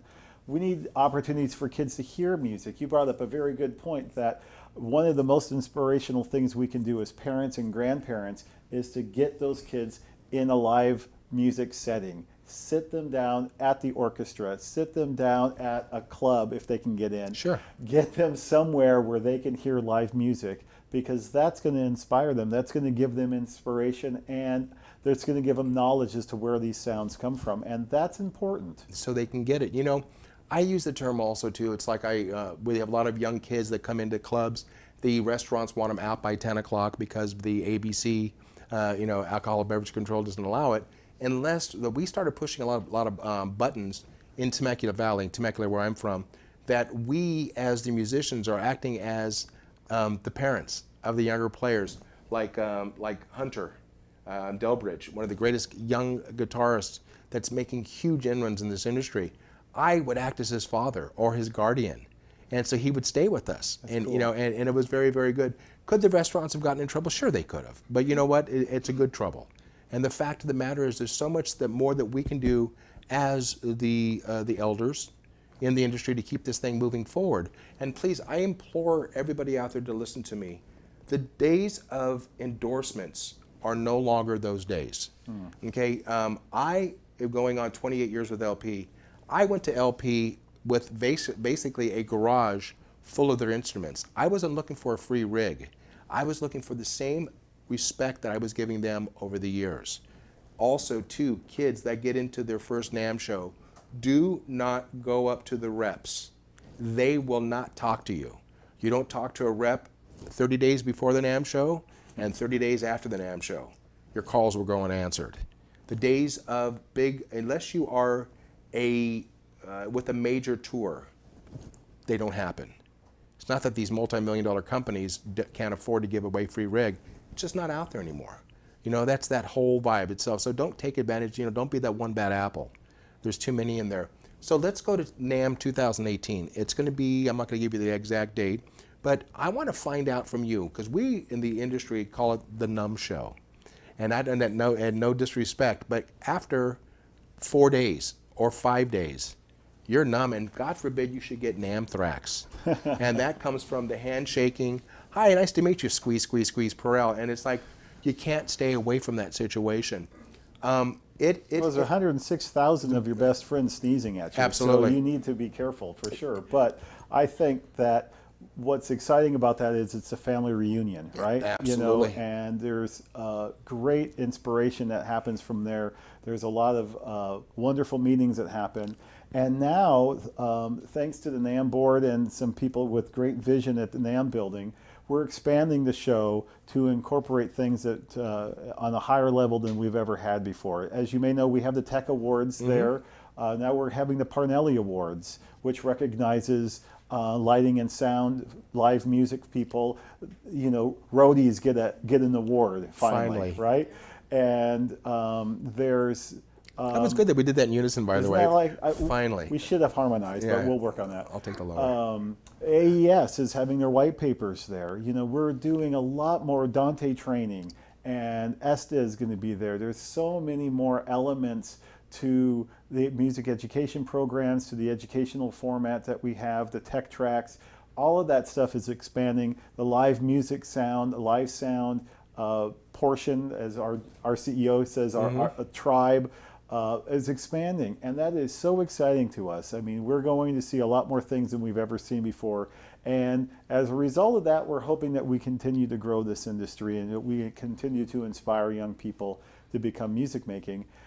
And for me, it's more opportunities to get great interviews because everybody's there, so that's our opportunity. How early are you at NAMM? Meaning, are you starting on that Monday? Is that how soon you're there? Yeah, there's a couple of programs that are in and around Anaheim before, like your preview days and things like that. Right. So I'm there doing interviews.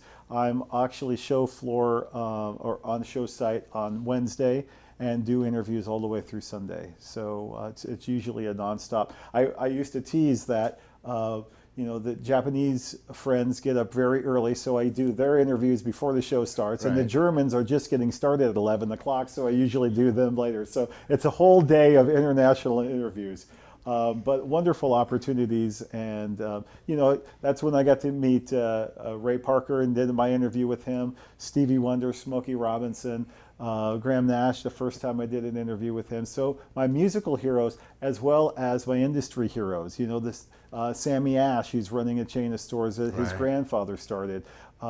People like that we get to see. I mentioned Bukla, Bob Moog, heroes of innovation that have inspired musical instruments. And then the sales reps, then the guys behind the counter. Those folks are wonderful and inspirational as well. And so we get a great opportunity to see our friends. And for me, I get to document some history. Are you privy or are you allowed, do we know who the headliners will be out on the grand stage? Do we know as of yet? No, they don't tell me. Okay. I'm too much of a fan. What good are you doing here then? I would be backstage right now waiting for them. Trust me. Yeah. Well, I mean, look at last year, Ronnie Spector. Yeah. When she was up there. Yeah, oh my gosh. And unfortunately, I was laying in a hospital bed from surgery, but I got great photos of Liberty. And Liberty was like beside himself because he was actually able to play drums with Hal Blaine. Awesome. Yeah, and he goes, Jack, you would have, I mean, I got teased, Fiorentino would send great photos of me and all the guys. And by the way, I was actually there. I was in the media on Wednesday. Even though I was in a hospital bed, I was on a laptop. So, I was on the stool next to the other three people. So it just wasn't the right, it didn't feel the same situation. My wife, she enjoys NAMM because she calls it, it's old school week. You're getting a chance to hit people that were not being rushed out. We've got some things I'm going to kind of give a little teaser. We're working, as I said earlier to Paul, we are still working on our logistics, but we're still working right now on what is called Drummers Roundtable. And that's when I will be interviewing 10 drummers, hopefully maybe two times a day, hour interviews, maybe more. We'll let it run its riff.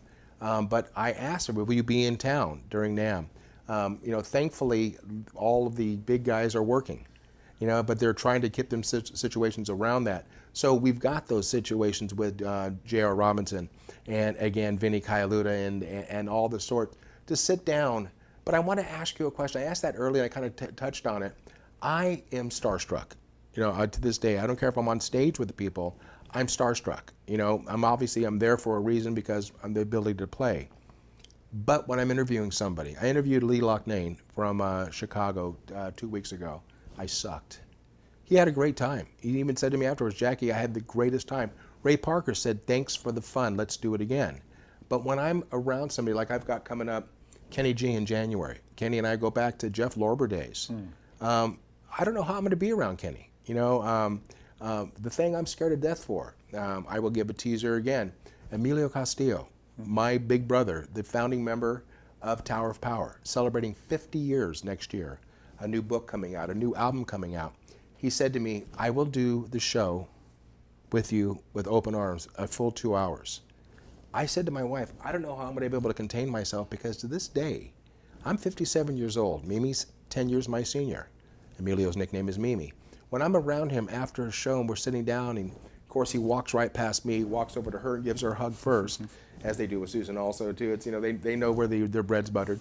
But the fact is, when I'm around Emilio, and maybe you'll understand this, I'm not a 57-year-old man. I'm a 19-year-old boy. That's when I started with Tower. And that probably will never leave. And Mimi said to me, why is it that every interview you do, you put me on such a high pedestal? I said, Mimi, think about your question. If it wasn't for you, but he said, wait a minute, if it wasn't for you, your ability to play, you would never walked on stage with us in the first place. How does Dan Del Fiorentino keep everything together when you're talking to a hero?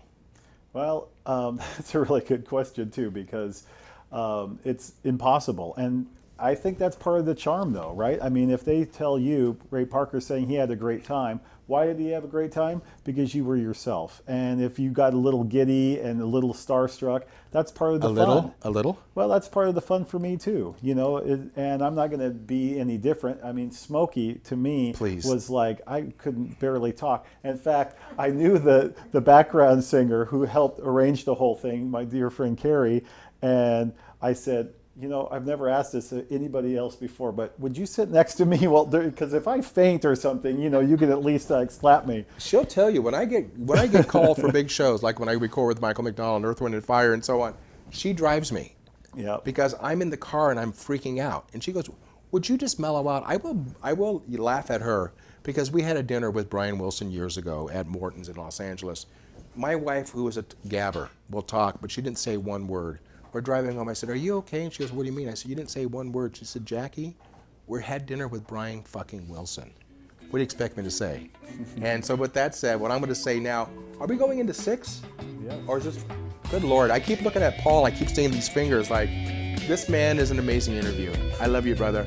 And guys, Jackie Bertone, Jackie's Groove, brought to you by EnterTalk Radio Network, your connection to all things music. We're right back on the final segment of 2 hours with Dan Del Fiorentino. Don't go anywhere, guys. Stay tuned.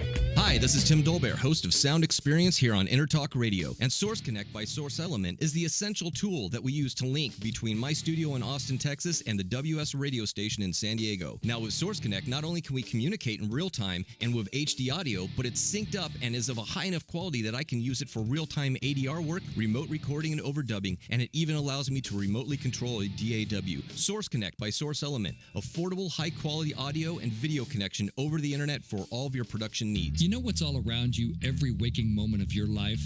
Marketing. You're choking on it. I'm Scott Robertson, and when it comes to strategic PR, branding, and marketing, I've seen it all. And actually, I'm still seeing it because bad marketing never sleeps. Join me each week on May the Best Brand Win, right here on EnterTalk Radio, and learn how to make the marketing for your brand Unforgettable. Make this your vinyl night. I'm John J.R. Robinson, and every week, music creation comes alive through stories, experiences, and sounds when vinyl records filled our hearts and minds. My friends and I share our tips and techniques used in creation of iconic tracks for recording artists such as Michael Jackson, Eric Clapton, Quincy Jones, and Steve Winwood, to name a few. Vinyl has emerged hot, and the soul of vinyl defines art and passion which burns deepest at night. Tune in every Wednesday at 2 p.m. Pacific Standard Time on EnterTalkRadio.com. Are you serious about your music? Are you ready to run with the big dogs? The experts at Pitbull Audio have the gear to get you into the game. From leading manufacturers like Mesa Boogie, Fender, Pioneer, and American Audio. To sound your best, you need the best. Pitbull Audio can deliver in rehearsal, on stage, and into the big time. Dropping beats, shredding guitar, or making the crowd roar. Whatever you dream, Pitbull Audio can help make it happen. We are Pitbull Audio. We want you to play it loud. PitbullAudio.com. Hi, this is Michael McDonald, and you're listening to my good buddy Jackie Bertone on Jackie's Groove.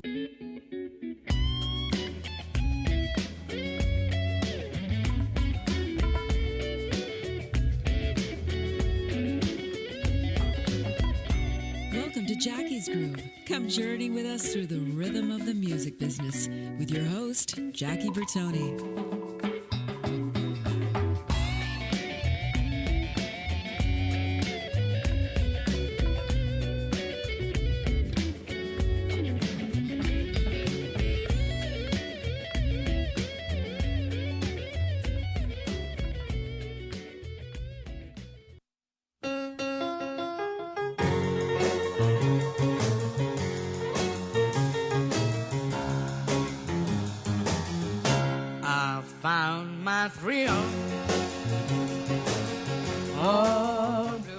I got to tell you guys, I'm fighting back a tear. That was my mom's favorite song. My mom used to sit there. Oh, God.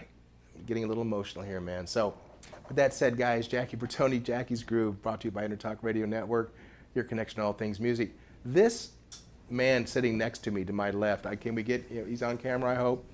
He was fighting getting involved in this because he didn't think he was camera ready. He never is. Oh, I never but that's okay. Oh, you're gorgeous. Come on. With that said, guys, I want everybody to welcome back to Jackie's Groove, the final segment of a 2-hour segment with Namm historian, Mr. Dan Del Fiorentino on my left.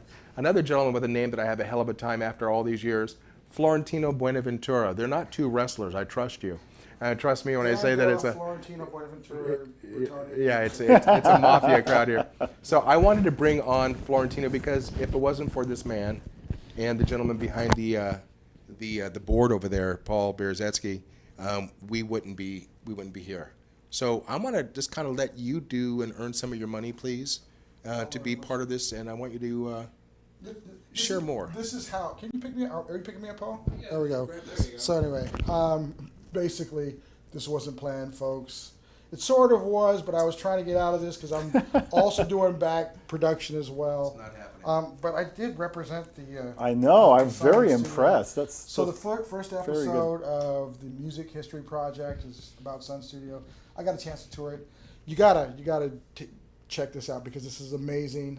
It's amazing podcast, and so I'm giving my props here. Well, thanks for your help in promoting it. We really appreciate that help. I feel so tall in this chair right now. You are tall. I was trying to avoid this. We didn't even have the mic set up for this stuff. But Jackie, appreciate you always bringing me in. Absolutely. And thank you, sir. Yeah, thank you, brother. For this incredible podcast that we are very proud to present at EnterTalk Radio and our relationship with Namm going way back. I want to give a shout out to Claire and Mary and Eric and Bethany, all the folks at the Namm Foundation, because we also have their podcast as well. And sometimes if I'm not blocking it, you'll see the badge there. So 2 Namm podcasts, hopefully more to come. I know that we've got, how many interviews you've done? 3,400-ish. 3,400 interviews. So I think we've got a little bit of content to come. We have something that we can use, So that's going to be very cool. Yeah, thank you. With that said, for us, on our site, EnterTalkRadio.com /the Music Project. Is that correct, Paul? Yes. Okay. Music History Project. Music History Project. I had history in my brain, but the Music History Project. So EnterTalkRadio.com /the Music History Project. You should see that also in the post you'll be able to view and listen there. But tell us, how can people find it on What's on iTunes, right? It's SoundCloud. SoundCloud. Yeah, you can get it through the Namm website as well, and through EnterTalk. Spreaker, YouTube. It's on YouTube. Yep. So if you go there, Podbean. So there, we've probably got about at least 30 or 40 ways to find it. So just go out and find it, folks, because you got to listen to it. Music History Project podcast. Yep. As long as you got that name, I think you can find it. Yep. Or type in the Namm oral history in Google. Yep. Is there a URL for that specifically? Namm.org/library. Okay, there we go. So you gotta check these out, folks, because I'm just saying I'm a big fan. Thank you. I'm very, very happy that we were able to do this, and like I said, I feel crazy holding a lapel mic.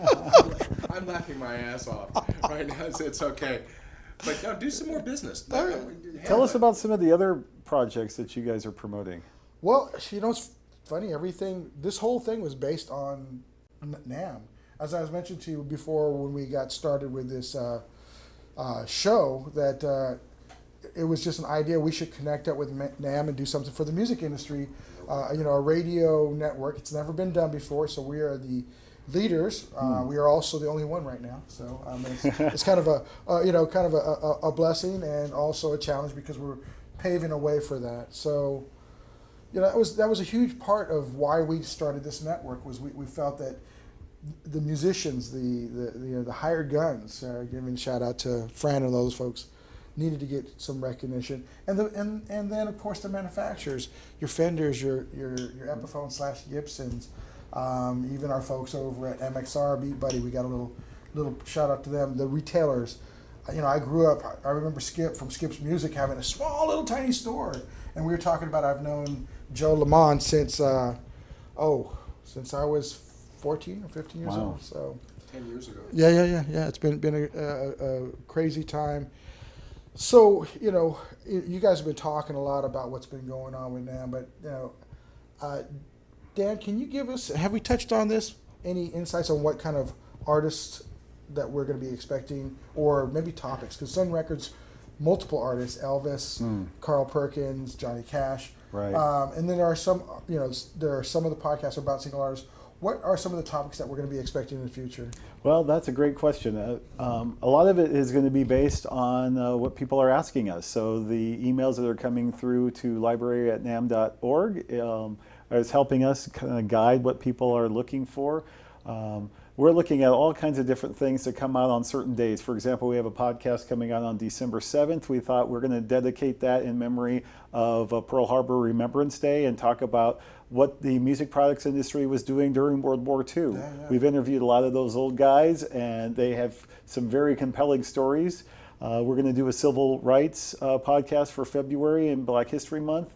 We talked about some of those great guys who one, had to go through some of those things. Oh, yeah. But then what music did for the civil rights movement, talking with people like Pete Seeger and Peter Euro from Peter, Paul and Mary, and those kind of people. What did music do during that time? Yeah. We're looking at always to take a look at that long list of people, that collection, that depth of content that we have, and massage it into podcasts that are going to be interesting to people. So it's very exciting. We're going to do one on the goddesses of the music industry too. So look out for that one. Wow. Well, I'm excited. You folks excited? Hopefully you're excited. So, I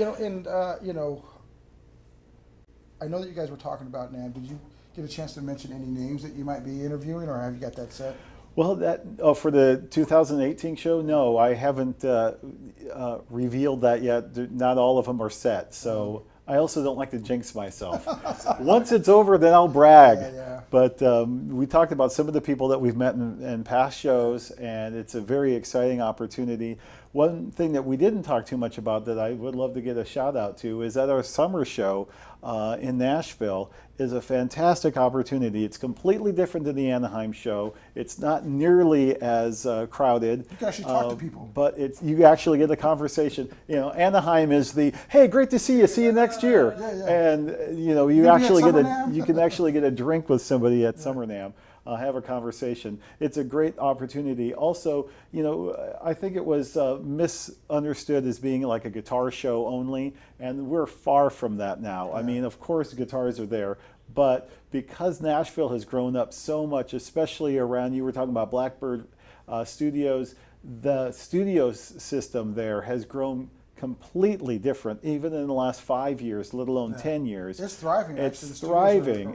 Absolutely. And so we have much more in the way of live sound and recorded sound and studio people there than we've ever had before. So that element of the show is really taking off and very, very exciting. Yeah. We one of our show hosts, Aaron A. Train Smith. Yeah, right. Have you interviewed him? Not yet. You got to interview him. It's on the list. Yeah. That would be great. For that summer now would be great because he does a lot of session work over there. And he came. Funny how this little small city of Sacramento.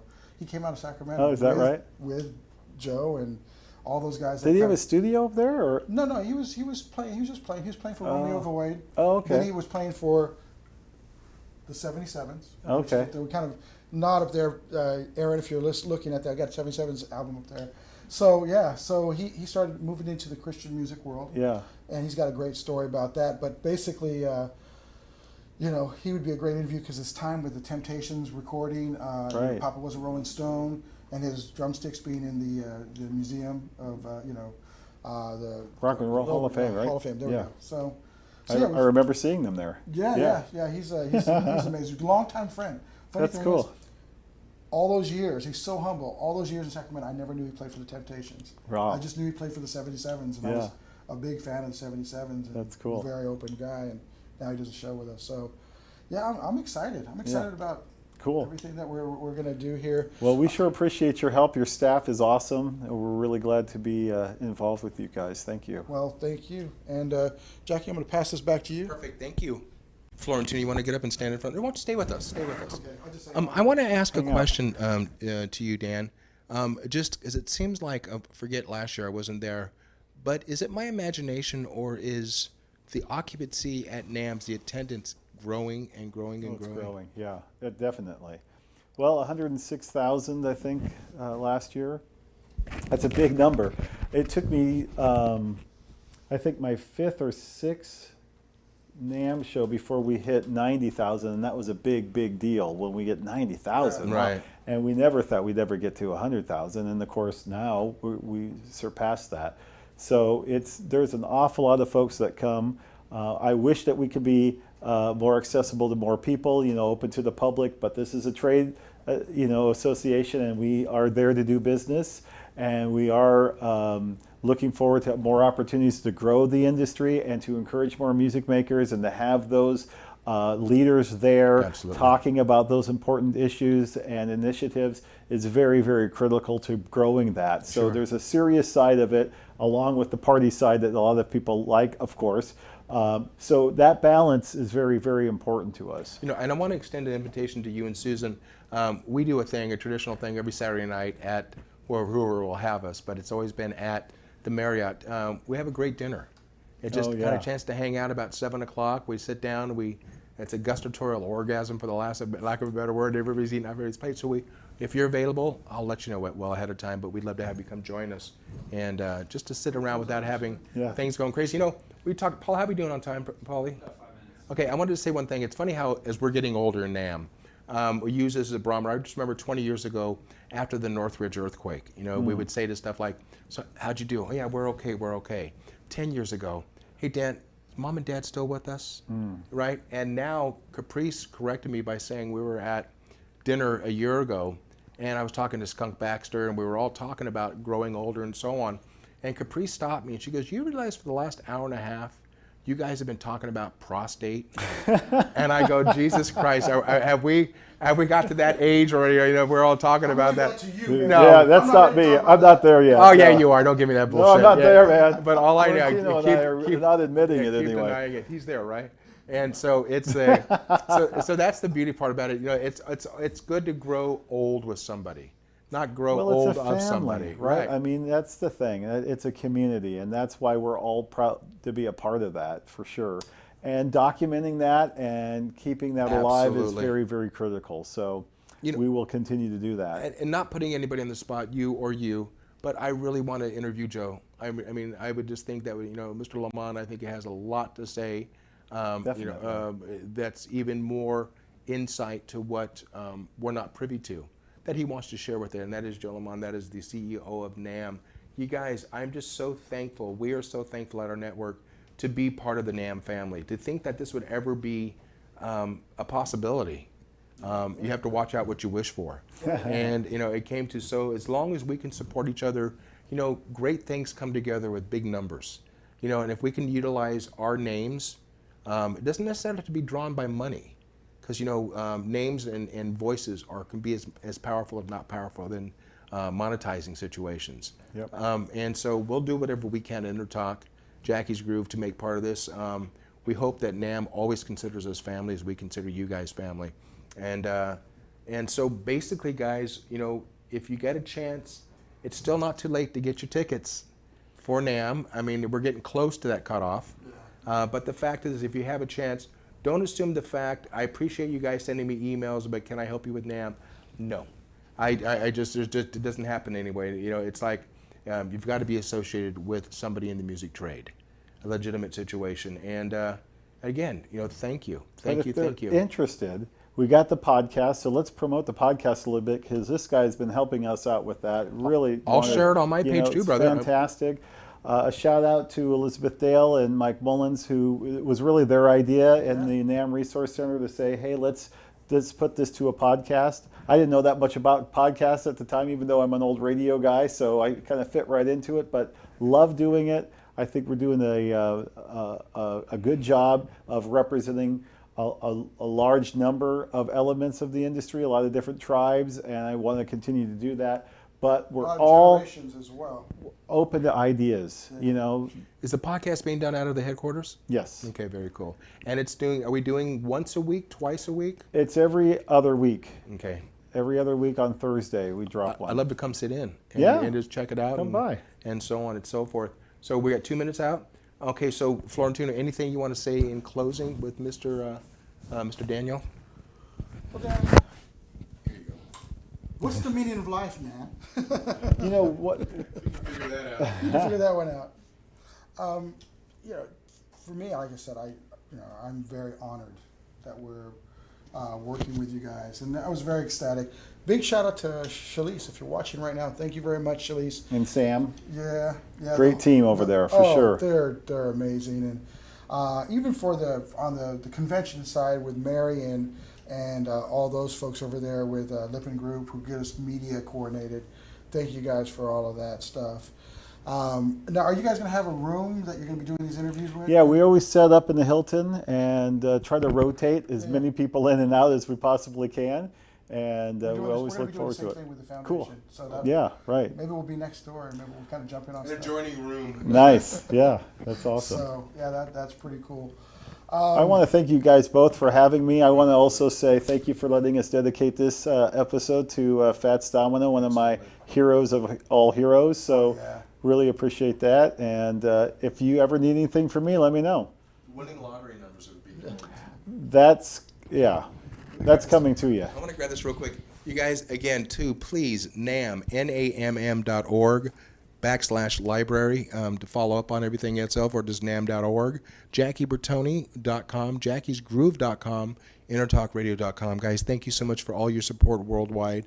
We couldn't do it without you, and we say that from the bottom of our heart. So, and I know you mentioned the app on. Oh yeah, I did. Again, but we have the podcast on the app already as well. Yes, awesome. So definitely go to that. All that's there, and if you've got video and stuff like that, we'll be putting that up as well, folks. So, make sure you tune into that and support music. That's probably the biggest thing. Support music. Yes. There's the music.